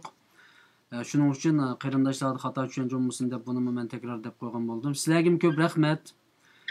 İnşallah yana o'tganda bir programma qildik. Maqetim ma bo'ldi. İnşallah Anqaraga borgandan keyin davomli agar vaqtinglar chiqsa, yana shu xalqimiz bilan kurashtirdiganga Uyg'urlarningki asosan oldidagi mediyasi bo'lib ishlayotimiz. Sizlarni Alloh xolisa davomli ta'qib qilib, ya'ni xizmatinglarni xalqimizga yetkazishga biz tirishimiz Alloh xolisa. Siz deganda Yevropadagi yoshlarni ovoz qo'shadi sizlarga. Xizmatning cho'ng kuchigi yo'q. İnşallah Allah sizlarga nisb qilibdi bu ishni. Mencha butun Turkiyani bir qo'zg'ab, inshaalloh butun siz degandek butun turk xalqining qo'zg'ilishiga bir agar nasib sizlardan bo'lib qolsa, Alloh sizlarni buyurib qolib qolsa, bu nihoyat cho'ng bir qadam bo'ladi. Inshaalloh biz bir cho'ng ish qilgan bo'lamiz. Xitoyga ajoyib chiqmish urayotgan bo'lamiz aslında bugungi kunda. To'g'ri. Xitoyning yuragi dubuldab ketyapti aslicha hozir qo'rqib. Her bir kurashgan adamlardan Xitoy dubuldab ketyapti. Chunki bular shu darhol adam o'vatib, o'mak o'vatib, shu sizlar kurashgan odamlarni nima qilish uchun, to'xtatish uchun shunda qilib ketadi. Burun yuz bergan bunday ishlarchi. Ya'ni Xitoy sizlar kurashgan odamlardan qo'rqaydi. Sizlardan qo'rqaydi. Chunki Xitoy o'g'ri bo'lganlik uchun uning yuragi pok-pok. Uning kuchli qurollari olsun, uning iqtisodi olsun, bugün uni bundep dunyoga novchilik qilaman degan bilan Xitoyning qo'rqaydigini biz Uyg'urlar aslida-chu. Sizlar bilan bizdan qo'rqaydi. Shuning uchun her zaman bizmi destekçi bo'lamiz, qo'llaymiz inshaalloh va jamiyatda bo'layotgan fitnalarga qarshi turamiz. Sizning shaxsiy hayotingiz Ershidin bizni ilgilendirmeydi. Biz buna shaxsiy hayotda xatomi bo'ladi, to'g'rim bo'ladi. Sizning biz qilayotgan ishingizni ko'ramiz. Agar bundan keyin xatolik o'tkazsangiz, qarindishim mashinangiz xato deymiz. Xatolik o'tkazmasangiz sizni qo'llaymiz. Qo'limizdan kelishicha mayli iqtisodiy jihatdan bo'lsin, mayli ma'naviy, moddiy jihatdan bo'lsin, qo'llash bizning majburiyatimiz, bizning gardimizning burchi endi, o'zingiz degandek. Ammo sizning burun nima ish qildingiz, kim bilan oldi-va'da qildingiz, u sizning hayotingiz. U mening hayotim, u uning hayoti. Ya'ni hammaylarning biri o'tmish hayoti bo'lgan. Uning uchun sizlik kallangizga taqab alayda millatga tushundirish berib ketishingizning hech hojati yo'q yani. Bende magap bunda emas, magap demoqchi o'g'lim. Bunda bir ishni qilayotgan vaqtda bunda desteklab qilmay, mening rasmlarimni u yerda andalik qalaymiz. Bir ishlar bo'ldi bu gaplarni deyishmayli. Bo'ldi. Allah razı olsun. Bunda bo'lsa hammalardan shu biz uchun duo qilishinglarni xohlaymiz. Bizni kimda qo'llab berishinglarni xohlaymiz. Bo'lsa bizga kimdek destek beringlar. Va Türk millati bizga destek bergan yerda o'zimizning millatda bir-birimizning qo'ng'ini ko'chirsak, tüysek buldum abi vicdanımızda. Bo'ldi, ishinglar o'ngishlik bo'lsin. Yo'linglar oq yo'l bo'lsin inshaalloh. Anqaraga borgandan keyin yana bir ikranimizda xalqimiz bilan paranglashamiz Alloh xolisi. Bu yerda bizga qo'shilgan ikki Türk qayrindishimiz vardı. Nimadan keldi? İstanbul'dan geldi. Oğlu da qo'shildi bizga. Ularning sizlarga salımı var. Yetkizib qo'ydi, beklab ketdi. Shularni yetkizib qo'yaylik deb. Va alaykum salom. Bizim de salamımız var tüm Türk kardeşlerimize. Sizlere destekçi olan, yardımcı olan, destekleyen tüm kardeşlerimizden Allah razı olsun. Yolunuz açık olsun inşallah. Bizim de salamımız var inşallah. Allah razı olsun. Teşekkür ederiz. Aleykümselam. Biz sizleri çok seviyoruz. Canımız, kanımız son damlasına kadar daima sizlerle beraberdir. Amin. Bir şey amin. söyleyeyim. Olur. Bu işimiz komandolıktan yeni kettik ya. Şunun ahali körüplen çidimay aşı vatanga bağıdek aleti tayarlanıp ketdi. Şunu koy onda iş yok desek tanjıqlab tan qo'pib degandek destek verip bizni aşı nefkit barda Allah razı olsun bularından. Allah razı olsun. Allah razı olsun. Türk milletinden Allah razı olsun. Olur. Ma'qul rahmat sizlarga hamsa. Ma'qul taqib etdingiz. Rahmat, Allah'a emanet. Hoş. Aziz do'stlar, qarindoshlar, nasib bu ikki qarindishimizga Allah nasib etmiş. Nasib qilibdi. Qarindoshlarimiz hozir Turkiyada nihoyat cho'ng bir ses, ovoz chiqarib, ya'ni media tashviqot sohasida nihoyat cho'ng bir ilgirlash bo'layotdi. Bir qancha kundan beri ko'ryapsizlar, ozarbayjonliklarmi qaytilyapti. Undaki nurg'un tashkilotlar o'zaro bularni qo'llab, nurg'un xizmatlarni birga qilayotganligini Facebookdan, YouTubedan, boshqa Twitterdan buni ko'rib turyapmiz. Inshaalloh bu bir nasib, bu bir boshlanish. Agar shuning orqali Turk xalqini qo'zg'ata olsak, inshaalloh bular dardimizni anglata olsak, mencha Turkiya va Turk xalqi, Turk millati bek muhim bu ishda. Alloh xolisa cho'qim bu ishda Xitoyni qo'rqita olamiz. Xitoy bilan Yevropa, Amerika savdo tijorat jihatda agar kelishib qolib qolsa, mencha men bir Yevropada yashayotgan bir qarindishinglar bo'la sifatim bilan agar Xitoy Amerika bilan kelishib qolib qolsa, bizningki ovozimizni yana bir qancha yil chiqarolmasligi mumkinmiki deb o'ylayman, shaxsiy ko'rishim. Chunki zot Amerikani biz 15-20 yilni bilamiz. Biz uchun jiq bir davlat nomida jiq ish qilgani yo'q. Bir qancha cho'ng ishni qildi, ammo Yevropa ham shundoq. Ammo bizning o'zimizning xalqi, qarindoshlarimiz qilaman deb qolsa, agar bularning qo'llashini qo'lga keltira olsak, Xitoy bulardan qo'rqaydi. İnşallah bulardan qo'rqaydi. Mening qalbimni tushundinglar aldi.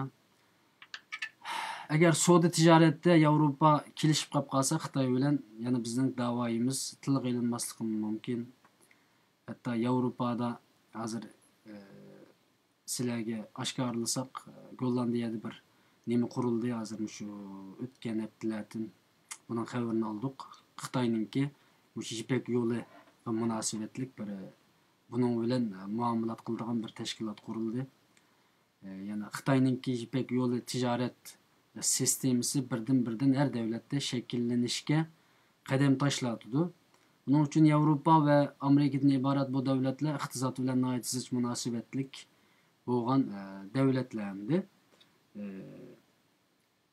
Ya'ni bir millat o'lyapti, terilyapti, uningda albatta bularning vijdoniga qaraymiz.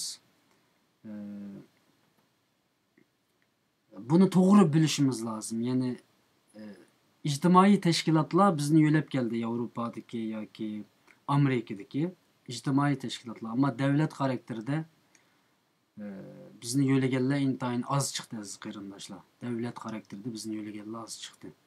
Masalan, kishilik huquq tashkilotlarining hammasi ijtimoiy tashkilotlar. Masalan, siz bilan men o'tirib kishilik huquq tashkilotidan birini Yevropada, Amerikada qura olamiz, Turkiyada qura olasizlar. U davlat. Bizning da'voyimizning davlatning majlisiga kirishi, parlamentga kirishi, davlat tarafidan o'ylanilishi, davlat tarafidan qo'lga olinishi bu bek muhim.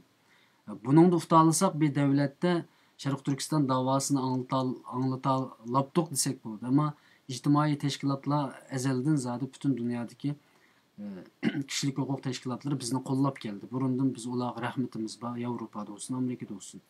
Ammo agar Xitoy o'zining iqtisodi bilan, ya'ni Yevropa, Amerikaga ta'sir ko'rsatamiz desa, bizning da'voyimiz xuddi 10-15 yildan beri kega o'xshash holatga tushib qolish ehtimolligimi hech yiroq emas. Uning uchun mencha 80 million turk xalqini uyg'otish, bu da'voga kelish birinchi o'rinda turadigan asosli vazifalarimizning birisi deb qaraymiz do'stlarim. İnşallah Allah hammadan razı olsun. Men yana bir ikki qarindishimiz bor, ularningki so'zni olgandan keyin men programmani oxirlashtiraman.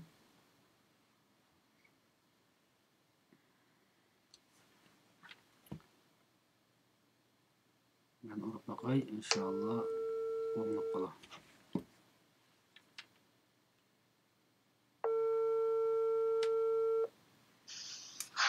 Assalomu alaykum.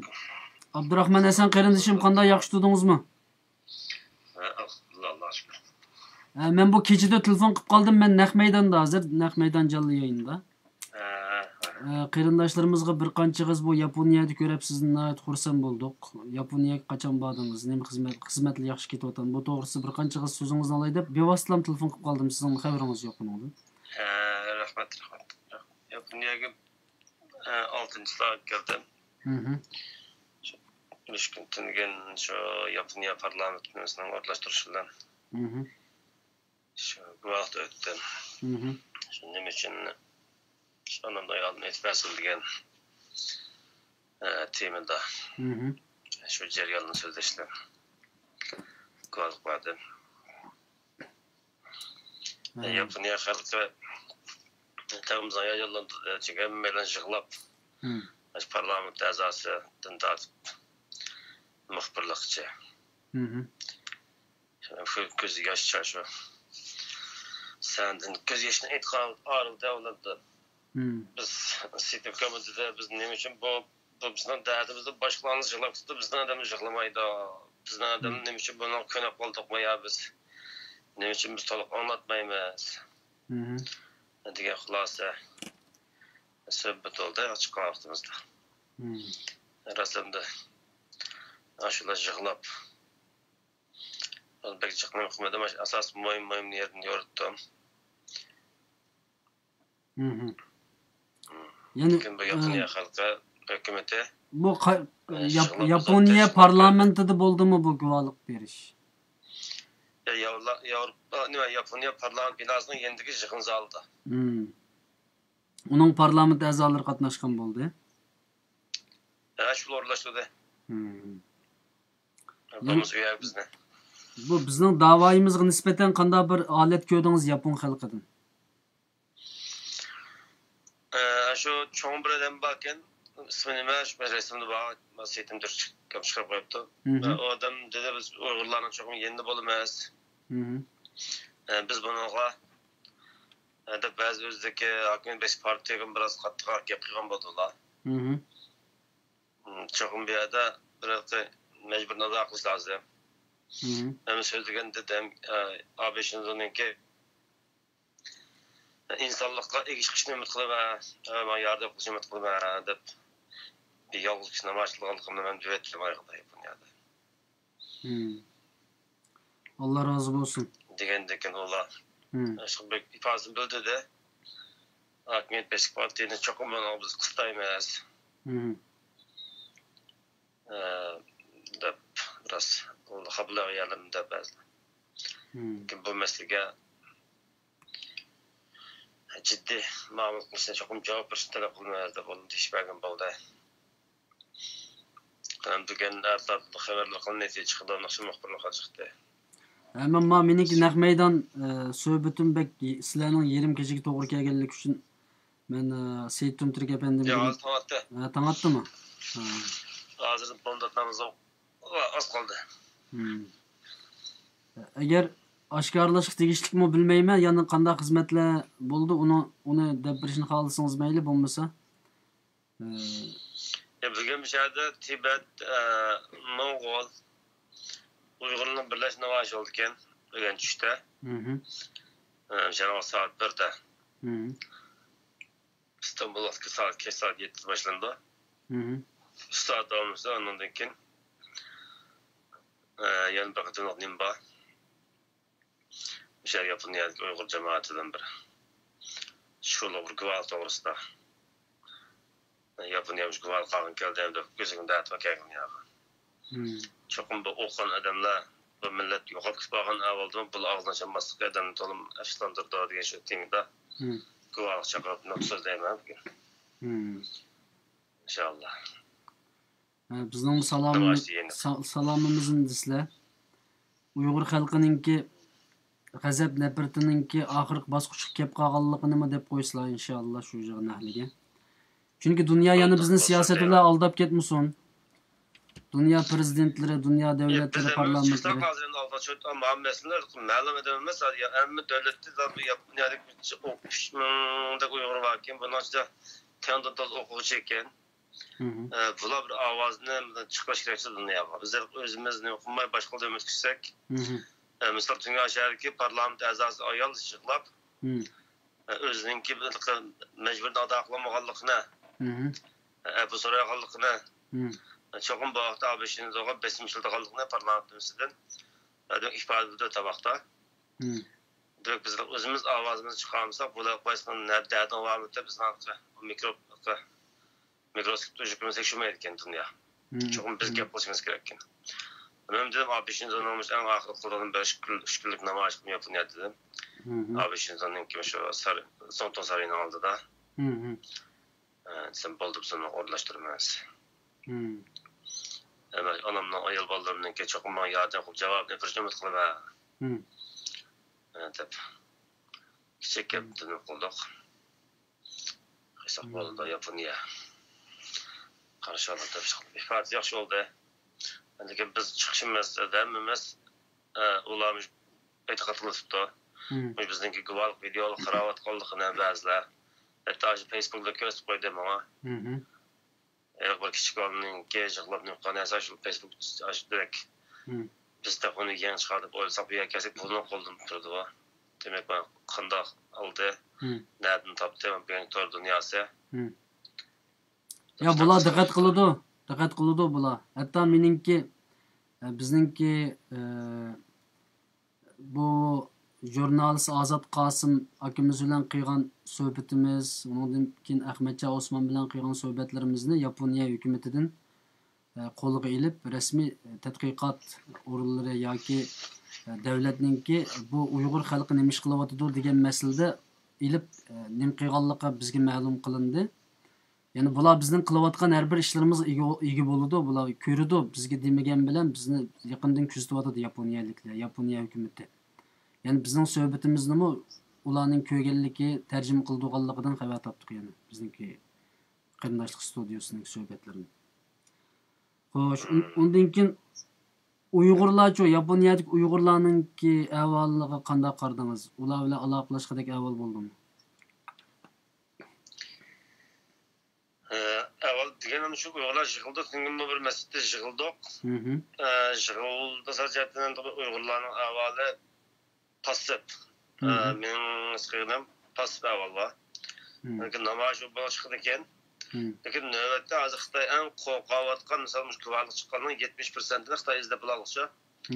Ushtumda telefon qilib ba'zining voy bolam biz aytdik, ba'zining oilasinlari, ba'zining do'stlari ashunda nima qilib sen totizlab ansirma jimto deglik. Hatto ba'zi bir yillik hayotdan atab chiqqan qarindoshlarimiz to'xtab qolganishim bo'ldi. Jimlarga shu balani uni chiqim degan xabar bo'lgan bo'lishi mumkin. Demak, Xitoy nimadan qo'rqyapti? Kelib istiki millatga javobgarlik qilsa qo'rqadi Xitoy. Chunki bugun bizning nurg'atimiz yo'q bo'ldi. Ashunda har bir video chiqib qilsa, agar bizning qo'limizdan kelmay qolgan taqdirda xohlagan bir turk davlati, xohlagan bir islom davlati, xohlagan bir insonlik Yevropa davlatlari Xitoy cho'qim bir sistemasi o'zgardi yaqinda. Bu avvalda Xitoyni so'roqda atalaydigan, Xitoyni jazolay oladigan eng cho'ng bir bahona sabab bo'lgan. Sen tariximizda bir millat minda yo'q deb aytgan deganga eng cho'ng isbot mush videolik guvohlikda.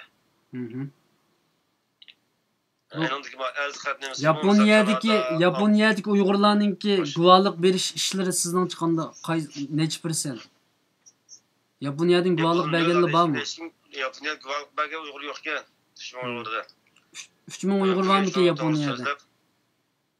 3000 Uyg'ur bormi? Bugungi yig'ilishda bir kun maqsad shu o'rlashtirish bor.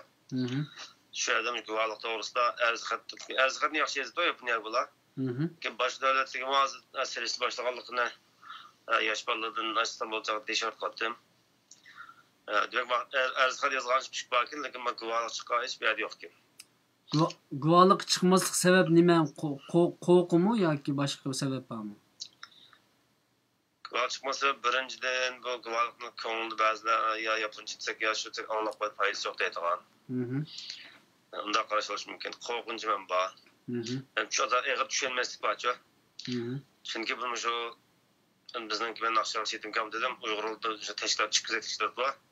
Lekin Qozog'istondagi Sirjan birlashib bilan yangi dindor ikkilanib qo'ygan tashkilot Xitoyning 11 dan ministri chiqib, Chamdan dollarni kitob chiqib, ashulni buzolmadi. Demak, Sirjan birlashib, men xalqning oldida ko'rishima, men xalq xufiyana ko'rishmayman. Deb Qozog'iston hukumati o'tirib tushgan bo'lsa-mu, mening ishim qonunliq. Bu arz shikoyat ishlari Qozog'iston demokratik bir davlat, bu kommunizm davlat emas degan gap bilan shu rad qildim da ko'rishishni. Agar ko'rishmasa xalq birlik ko'rdi, xalqning nazoratida ko'rishma, men xalq bilan ko'rishmayman. Ikki odam qon tashkilot Xitoyga besim qildi. Xitoyning 11 dan ministr darajaga adam chiqib, shuni buzishga Qozog'iston o'yina qilmay, oxiri yana olishni davomlashtiradi, Xitoy ketdi. Shikoyat bo'ldi hozir. Demak, shu dedim sitimga bu nima uchun bu Xitoy bilan elishni asos qilmasizlar? Xitoy nima ish qilgan bo'lsa, Xitoyning qarshisida Xitoy qandaqsak besim bo'ldi. Xitoyning shu elishni asos qilsak, xalqning agishimi, xalqning ishonchini yo'qoladi. Bu Xitoy yerda edmetrava biz bu yerda maqsad yig'in namoyish bo'lgancha namoyish o'xshashdan.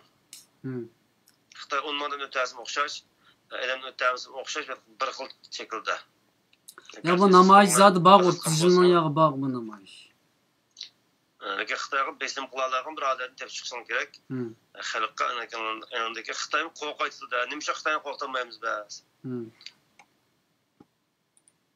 Dengimda inshaalloh İstanbul borgandan bu da guvohlik masalalarini, arzixat masalasini jo'g'irlik ko'taramiz. Har bir zondan ming pajdan xat. Aqim hozir tushadi-da. Hazır ben özüm hesap oldum. 14 devletten sonra tonlarga parlamento hesap oldum. 27 parça yakın xat. Bakın cevap şu aldığınız gapında kilsin başı mümkün. Amerika'daki bir kardeşimize cevap geldi Kanada'dan. Kanada en tez cevap veren devlet oldu. Kış hesap başlanğandan 15 günden yağı. Demek bu akşam demimiz kolumuzdan kıldıgan bir $2, $3 fıkıdaki hesabında çık kesse bonus $1. Demek bir devletin sonunda xat yazak cevap verdiği ma Avrupa'nın siyasi havasını biz bilişimiz gerek. Ben kötü bir bagan ona bazı cevaplar bazı vermedi Türkiye'de. Demek ma poçtun sağına qazda olgun çoğun cevap verdik xatni görüp. Şu an vaqtda her bir devletin sontonlarım avarqılıq. Ondaki ma xalqıga xitay tarixi besin bolğanmış videoluk duvalıqımı bu şəhər bir dəvətildə küçəb qoynak. Çıxarqımız var. Da Avrupa TV'sinde xat yazsa asasen cevap veriyordu. Ama bunun nispeten şu kerindaşlarımız çıkış lazım. Ya Türkiye'nin cevap verdi. Türkiye'me yok menden köy çıkmam burada. İşte işler xat vergen ben. Xatni kötürüp uyumga çıkıp verdi. Afişini rövetge. Özüm başka bir işlet oldumdur. Cevap verdikken biz özümüz kınmay. Öyle taraftar kabulak koyup Türkiye kınmadı, Amerika kınmadı dedi. Evvel biz özümüzün davasına özümüz iyi çıksak, özümüzün atanın batı, anam bat, balam bat desek, bunlar mecbur kalırken. Tüm şey anlattım. Valla jurnalistler, muhbirler, o haber kanalının bu kısmı xel ayetki parlamentki adamlar insan bağlanırken yığılıp durup görüp kuşaklar yüreklerini yakıp senden çıkandayken çok bu ben dedim Japonya hükümetinin ki yardım versin diye çıkış yaptım ayıkta. Kızım çoğumuz Japonya hükümetine kıstayımız buna cevap Japonya hükümeti çok bundan cevap verdiğindik bizge şu jüresizden degen oldu bunlar. Şu an bizler karındaşlarımız biz değnek. Hiç bulmazsa kullandık kâgini kıldı. Galbi mağlubiyet biz takdir. Lakin çoğum galbi kılmaz pişinmez. Çünkü Xitay'da adam ötürüde katillik vardı. Biz bu katillikten minliğen, 10 minliğen videolarını dünya çeşitli dersek Xitay'ın inşallah turgan yüzüm kalmaydı, putum kalmaydı vatanda. Biz bunun sal kırmasını ümit kılma. Evet, Allah razı olsun. Bir qerindişimiz yazıptı. Yaponiyadan bir qerindişimiz guvalık bədi dep birisi yazıptı qerindişimiz. Tomarız qerindişimiz. Herhalde Yaponiyadan mı 3000 adamdan bir adam guvalık beripti. Demek Yaponiyadan ümit var degen gep. Ben özledim guvalık gidip bu ketmemin datma. Desem ballan bir yakın kez oquşlar başıqıldı. 5 yılın üstünden ba. Şöyle birlikte oluşturuldu inşallah. İnşallah. Xizmetler oңuшлuk bolsun. Sizninki siz bilen bille nim qilgan xizmet qilib atkan qarindaşlarımızga Seyit Tümtürk efendimge salam disler. Hammanglarning xizmeti oңuшлuk bolsun inşallah. Boldu rahmat. Barliq görmän qarindaşlar rahmat. Boldu rahmat sizlarga hamsa. Aziz qarindaşlar. Hammanglardan Allah razı bolsun. Programmani zerikmey, uxlab qolmay görüyotsizlar. Yani yana bir qarindishimiz bor. O qarindishimiz onu bir telefon qilib xizmatlarni bir so'rab aytgandan keyin ondan keyin programmani taqaymiz aziz do'stlar.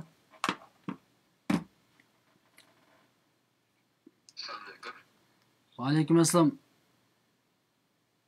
Abdullah Aziz, qanday yaxshi tudingiz? Yaxshi Allohga shukr, subhanalloh. Deylik elhamdülillah. Men mavu sizin avazınız biraz jiroqdan kelyapti.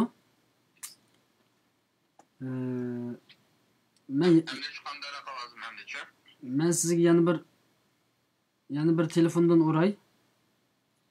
Shuningda paranglashayli. Tamam. Bo'lamdi? Tamam bo'ldi. Aziz do'stlar, men hozirla yana bu qarindishimizga yana bir telefondan telefon qilay.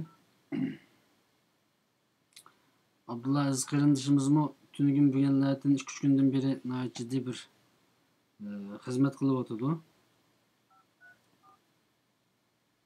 Xizmat qilayotgan qarindoshlarni millatga bir umid bo'lish uchun, o'yga bo'lish uchun davomli ishgirolalarimizga ekilish bu bizning tashviqotimizningki muhim qismi aziz qarindoshlar. teşviqatimizning muhim qismi.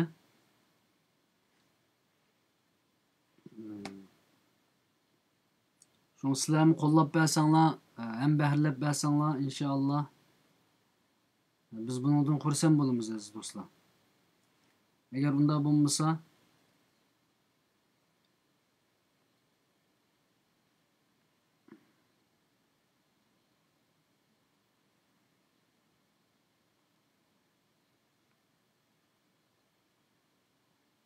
bizim erib qilishimiz mumkin. Her zaman teşviqatimizni, studiyamizni qo'llab berishinglarni umid qilaman. Assalomu alaykum. Assalomu alaykum. Alaykum assalom. Endi yaxshi ovozlar. Qanday ovozlar so'zgina yaxshi bo'ldimi? Alhamdulillah. Sizning qilayotgan xizmatlarni ko'rib turyapmiz. Shunga xalqimizni, qarindoshlarimizni bir xabarda qilaylik. Qisqacha inshaalloh bo'ldi.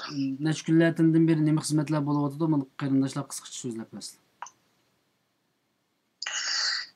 Ana bir kundan buyon, ya'ni birinchi kundan buyon her vaqt, her zaman Türkiye'de yaşayanmiz, Türkiye'de neyse, yani Türkiye'nin qaysi olsun, qanday bilgilar davatkanmiz, şu yerda bir xizmat, şu yerda o'zimizning Sharq Turkiston burchini adash majburiyatimiz bizga taqilgan bo'ldi.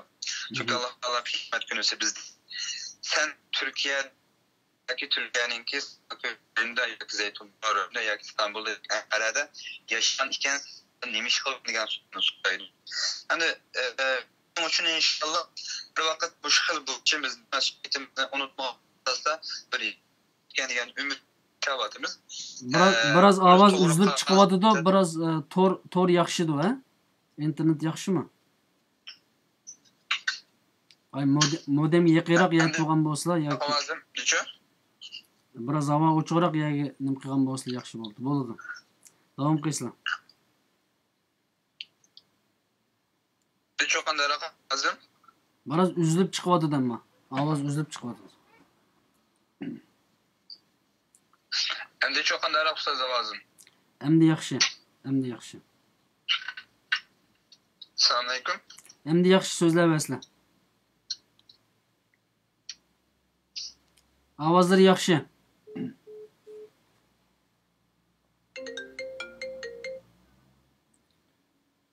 Sizning ovoz endi xil yaxshi so'zlab bersizlar bo'ldi. Tamam. Sözümle devam kılayman. Bo'ladi. Deganimga o'xshash, endi biz qayerda yashaydi ekanmiz, qayerda turdi ekanmiz, Alloh taolo qiyomat kunida shu yashagan o'rnimizdan, yashagan yerimizdan mas'uliyatimizni so'raydi va u joyda qandaq o'zimizningki Sharq Turkiston davosiga o'zimizga majburiyat bo'lgan, o'zimizga mas'uliyat bo'lgan, o'z qarindoshlarimizning davosiga qandaq muomala qilganligimizni, mas'uliyatimizni, majburiyatimizni so'raydi. Shuning uchun bu xizmatlar inshaalloh bir emas, har vaqt, har doim unutib qolmasak ekan degan bir xil qarash bilan yashayapmiz. Qo'limizdan qandaq bir ish kelsa, ya'ni shuni siyosat jihatdan bo'lsin yoki imkoniyat jihatidan bo'lsin yoki sharoit jihatidan bo'lsin, loyiq ko'rgan xizmatlarni Alloh xolisa qurbatimizdan bericha unda tirishib kelyapmiz. Endi nuqtali qilib aytsak, shu oy ichida qilgan xizmatlardan inshaalloh asosli hozir siyosiy da'volardan bekerek shu ijtimoiy qiyinchiliklarimiz biraz ko'zimiz ko'rinib ketib bordi. Bu ay ichidagi da'volarimizim bo'lsa, shu haftaninki oldida Yozgatlılarda bir teşkilat var Türkiye'de. Bu intayin çoğu teşkilatlarınki biri. Yani şu bizninki mesela Xotan Qashqar degandek, şunda bir vilayetninki bütün İstanbul'daki şu yerdeki yurttaşlarınki yığılışkan bir derneki bu. Bu dernekte mu intayin Yozgatlılarda hep nait cigerlik, nait imanlık kişiler toplaşan bir dernek. Bu dernek yani bu yurttaki kişiler Türkiye'deki siyasi partiyalardan MHP partisini, Milliyetçi Hareket Partisi'ni intayin kollaydıgan derneklerinin biri bilen Seyitüm Türk Efendim'ninki şu kişiler Seyitüm Türk Efendim'ninki davet kılışıyla bizim bir yere katılgan bulduk. Bir yerde Sharq Turkiston davasını anlatgan bulduk. Onunki İYİ Parti'ninki namayişe katılgan bulduk.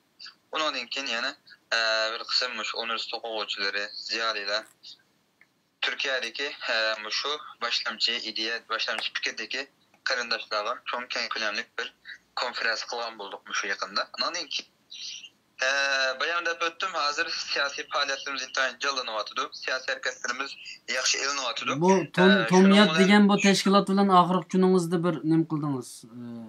Tunigun ulush kundan beri. Mushuni bir yani yangi bo'lgan xizmatlaringlardan biraz xabar beremsiz?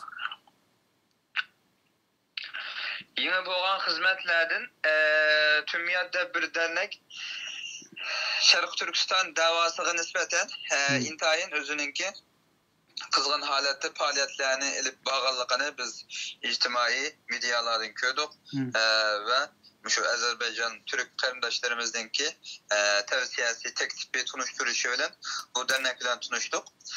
Bu dernek bilen tunuşkandan keyin bu dernekninki qanday faaliyetlerini elip beriyotdi, qanday hareketlerini qilyotdi deb biz dernek alay ziyaret kirgan boldik. Şu Şarkı Türkistanlık yaşlar, Uyghur yaşlarıyla bir türküm kişiler kirgandan keyin biz hayran has qoldik. Qandaq deseniz elaqay Şarkı Türkistan davası besilgan plakalar, şunda teşviqat taxtayları, teşviqat viskileri, teşviqat varaqçıları şuncha chiroyli, şuncha bijirim qilib yo'llarga asadigan, ko'chalarga esiladigan, tomlarga chaplanadigan, bütün şuncha mukammal shuna teşviqat varaqlari tayyor qilinadi. Teşviqat varaqlarimi birdan bir şuncha chiroyli chaplanib, shuni yo'llarga chaplaydigan holat qilib, yana 10 ming tal berib qo'yapti. 100 tal çoğun hacimdeki plakadan 100 tal tayaqtgan vatandaşlarımız 80 talını tünügün bildi şu saatlerde 12-11'lerde şu soğuk demey özünün davasıdek şunda küçük qilgan bo'ldi. Şöyle Azerbaycanlı bir kız bir qarindishimiz var Nigarda Tomiyat dernekide. Bu qarindishimiz edi o'zi şu Qarabağ'nınki şu urushda qattiq zulm ko'rgan ailesi özü tug'ilgan vaqtida ata-onasi urushda o'lgan. Ananınkin özümü şu yetimlikninki, özümü zulmninki, özümü shunda bir azab uqubatninki dardini tatqanligini bizning dardimizni haqiqatan his qildiganligini deb kichik demak shu vaqtlarda sovuq havo rayida shuncha terishib shu tashviqotlarni qilgan bo'ldik inshaalloh. Biz kichkina qo'limizdan kelishicha shu yordamlarda bo'lib bugun bir turkum tashviqotlarni olib keldik o'zimizning rayondagi Orullarga taqitimiz çaplayımız inşallah. Şunu saklap turuvatımız degende endi siyasi faaliyetlerden bekar hazır mayadaki qarindaşlarımızdan ki qishloq maddi ihtiyaçları bulup kiyimsek ihtiyaçları biraz zor ahvollarga uchrayotdi. Buni derhal şu har xil derneklerden aloqalash orqali ba'zi bir turkum kiyim-kechak bir narsalarni hal qilib taqitish uchun bunu tirishayotimiz inşallah. Birisi-birisinden muhim hizmetler. Allah razı olsun. İnşallah bu Türkiye bayramsızlığı dep ötten ustaz, bu Türkiye Şarkı Türkistan davasınınki bir okuya duru bir merkezi bu. Bazı kişiler deydi. Bu bizimki davayımız şunda ötep kitem, şunda yüreğimiz mi dep atalığını, hukumunu bu Şarkı Türkistan degen atalığı hukumunu biz yeniden his qildik daha. 2 yıl oldu ya 3 yıl oldu. Bu şu jaryan içinde biz Şarkı Türkistan deyiştin biz bu davani qilishdan biraz zerikkandik, biraz yerib charchagandik, bir tuyg'u kap qilyapmiz. Qilsak hech bir natija bo'lmaydi degandek ko'z qarash qilyapmiz. Hech bir foydaga erishamaydik degandek ko'z natija qilyapmiz. Ammo men deyman Şarkı Türkistan davası bu dava yolga chiqqandan tarixda misli ko'rilmagan darajada yuqori ballaga chiqdi. Bunun dünya şahit. Doğru.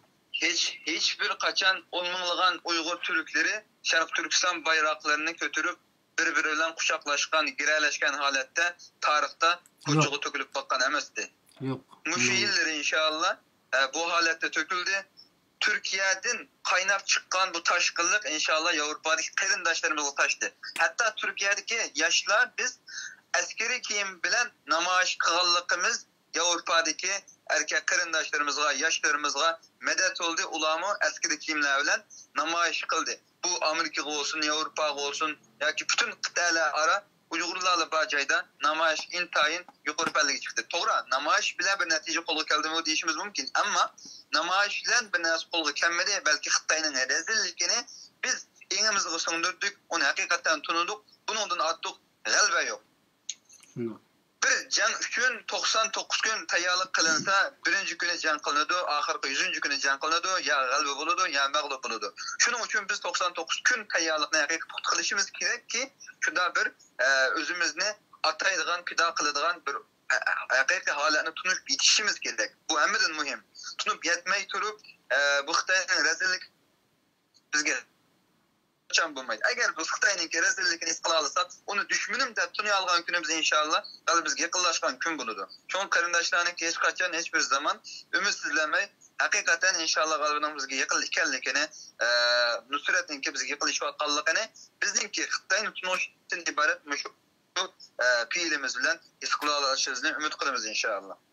Allah razı olsun. Rahmet yana hizmetler toğrusida siz bilen yana söhbet ilip barımız aldığımız günlerde. Allah kalırsa. İnşallah. Anandan keyin şu Türkiye'deki bazı hazırlıklı siyasi davalguşlar, siyasi atmosferalar münasebetlik hazır bir sözüm ben şunu kılay. Anda kayındaşlar Bayatın tahmin kılışımça şu ziyaretin ki başlamışsa da erşiden kardeşimizi ziyaret kılını da böyleyim. O kardeşimizin ki piyademen kılışı inşallah Türkiye'de davalgıç karakterlik bir bösüşne vücut çıktı. Nurgun Türkiye partiyaları, teşkilatları, dernekleri bütün bunun münasebetlik naiti kıymet karaşılan karede inşallah. Hem de bunun karta halkımızın nispeten azırak bir fikrim. Hem de biz mu, şahsen men mu bu dava kıvatime, bu dava kılıç kısalaytım, toşanı bilimim, layakatım, doktorum, men, profesörüm, men bu dava nemiş kılmen diye vaktımda bu davanı kılıvatkan köp kişiler, intihani köp kişiler. Biz köydük, hakikaten yendi tuğduk, bilim anladık, yügerdik, yattık, yendi köydük. Bu davanın köpünç kişiler, hem de bundan desem hemen kişilerin karlıgalık olmasın. Köpünç kişilerin bazıları bu davanı öz nefsige hizmet kıldık Allah'a baken. Bu davanı özünki mal dünya şan şöhretige dava kıldık Allah'a baken. Şunda boğan keyin biz mi bunun içinde turalmay, özümüzün bu davayı atap, bu davadan bir kişilik yani bolsa mu, özümüz egellep tutsak, bizden bilim egellavatkan, ilim okuvatkan karındaşlarımız inşallah yetip çıkan vakitte biz derhal kendimize çekinip şu karındaşlarımızın aldığımızı iştirip bizim oyunumuzu koyalım demiz ki yani şu oyunumuzda öz şehveti, öz nefsi, öz gururu, öz şan şöhret üçün, öz mal dünyası üçün emez belki özümüzde özümüz işençlikli alğanlığımız üçün anoniyken hakikaten bilimli karındaşlarımız yetip çıkıp boğucu bu oyunumuzu egellep tutsak diyen ümidimiz var. Ben ötkende bir nazı çıkarıp koyulan Facebook'tan Yolvas yılpızları okuluğan ormanın işekleri hanıraydı. Yolvas yılpız boğulan karındaşlarımız, ötkür idiyadaki yitek çiftlikteki karındaşlarımız okulap kalsa her xil kişiler bu davanı suistimal kılışma unudu. Şunun başka deydiğim, ötkür tüketici karındaşlarınınki obzorca halde güçlük kalıştın burun yitekçi haletini, yitekçi süpütini çokum icra kılış gerek. Eğer sen yitekçi fikrini icra kılanmasan, özü onun iktidarını aşıranmasan, o vaxtda da sen başqalarının hatalıqını davamlı obzor izlişi arqılıq olanı söküşki halatı düşüp qalırsan. Çoğunlaşqa deymen ki bu davanı inşallah sen başqalarını qazidarken desen, ya sen başqalarını undayken desen, ya onunki şahsiyetiga tapaştırmaqçı olsan azıqlarını kim boğan ikense, sen bir bilimlik boğan ikense, sen manzan, şunda kişilerge sen bu boşluğuna koymadın ki ulamı sana əgəsin. Onun için bizim sana geçelim. Yani bu siyasi atmosferalar biraz ilgispers olarak Türkiye. Hatta onun beşimden ötkeni bazı bir partiye, bazı bir teşkilat ya ki bazı bir yerliklerge hasa bu gap. Şunda kişilerin ki bizden münasebet intihan yok. Hatta öz iç katlamlarla bizne kök büzüp. Şunda yaxşı şunda bir orulladın yani halkımızga orun bəgəmdi. Ama biz bu siyasi Şarkı Türkistan davasınınki, Şarkı Türkistan faaliyetininki fakat bir partiye, bir teşkilat, bir dernek, yani yerlik olan partiye, teşkilat, derneklerge khas bulmaydıqallıqını biz bilgeçke, biz universal karakterde siyaset tutup keldik, tutuvatımız bununla olan bazı bir siyasi partiler ya ki teşkilatlarını bir aram qıp koyduk. Bunu bana ait usulukla yol tutkan bulduk. Ular umumiy konuğa gitmaslik tirişdik, bunu gitmek gitmaslik tirişdik. Ama ular bazılar xalaydı, yani bazı yerlik teşkilatlar xalaydı. Fakat mening bolsanken, başka yerga bormasanken degan holatlar bilan uçuk bizga shu takliflarni hatto shu xil siziqlarni silgan bo'ldi. Hamda ularning yanında tursak balkim ba'zi bizning xalqlarimizga moddiy yani yemek içmek olsun, un yağı olsun yoki kiyim kechak olsun, shunda yordamlarni biz qarindoshlarımızga, xalqimizga suna olaydik. Shularning yanılam turib, yani biz davoyimizga ortiq ovoz chiqarmasak, boshqa yerga bormasak, boshqa tashkilot, derneklar, partiyalar bilan kurashmasak, shunda moddiy imkonlarni biz saqlay olaydik. Ammo biz ularga ko'nmadik inshaalloh. Biz dedikki, bu bizning Sharq Turkiston davosi partiyaninki ustida turadigan bir davo, bir partiyaga xos yoki bir partiyaninki qulub qoladigan, bir partiyaninki og'zi qarab qolgan davo emas degan. Mushu so'zimiz bilan ba'zi partiya yoki shunday o'rinlarninki butun munosabatini o'zib qilganligi bizning beshimizga uchirdi. Bunu bir mushu yaqinda bo'lgan, mushatishda bo'lgan ish bu. Mushuni bir askartib qarindoshlarımızga, xalqimizga tan o'sha holatda turishimizni, bir yerga bog'lanib qolmasligimizni o'tinaman. Chunki bog'lanib qolgan hamon bizning oldimiz nurg'un to'saqlarga uchirdi. Shaxsan mening uchirdi. Sen maqatim qilmay tursang, maqatim chiqmay tursang, undati deb shaxsiy husumatlar orqali bizni bu yo'limizda to'saq qo'yishga onun işi ekan, shunlashqa mumkin bo'lsa o'zimizninki moddiy qiyinchiliklarni o'zlarimiz to'qim to'liqlab keta olamiz. Boylarimiz va iqtisodchilarimiz va bir-birimizni qamdab keta olamiz va boshqalarninki ig'za qarab qolmaydigan bir holatga kelgan vaqtimizda biz bu siyosiy holatimizni, siyosiy davoyimizni partiyalar usti, hatto davlatlar usti holatga kelib chiqib davo qila olamiz. Inshaalloh nada bir turk bo'ldi ekansa, nada bir Türk bo'ldi ekansa bizni qo'llash majburiyatim va nada bir musulmon bo'ldi ekansa bizni qo'llash majburiyatim va nada bir inson bo'ldi ekansa bizni qo'llash majburiyatim bor degan bu fon bilan yo'lga chiqishimiz kerakki, chunki Xitoy bizningki turkchiligimizni, insondochiligimizni, musulmondochiligimizni dafsanda qilyotdi. Alloh razı olsun ustoz. Allah sizdan razı olsun. İnşallah. Rahmet, Allah razı olsun. Yani aldığımız zamanlı davamlıq sizlərdə xizmət qılıbatqan yaşlarını təqibdə, yəni ularınki xizməti bilan təşviqatımızda ularning xizmatini xalqimizga yetishtirishga tirishimiz. Rahmat sizga, inshaalloh yana ko'rishimiz. Bo'ldi inshaalloh. Alloh razı olsun ustoz, sizdan rahmat. Bütün Sharq Turkiston xalqimizga rahmat. Alloh razı olsun. Bo'shashmanglar, tirishmanglar xalqim. Alloh razı olsun. Allah razı olsun, rahmat. Aziz qarindoshlar, bu qitimliq programmamiz mushada oyoqlashdi. Inshaalloh yana bir qitimliq programmamizda ko'rishishga omon bo'linglar. Assalomu alaykum. Ham bahrlashni unutmanglar. Va alaykum assalom va rahmatullohi va barakatuh.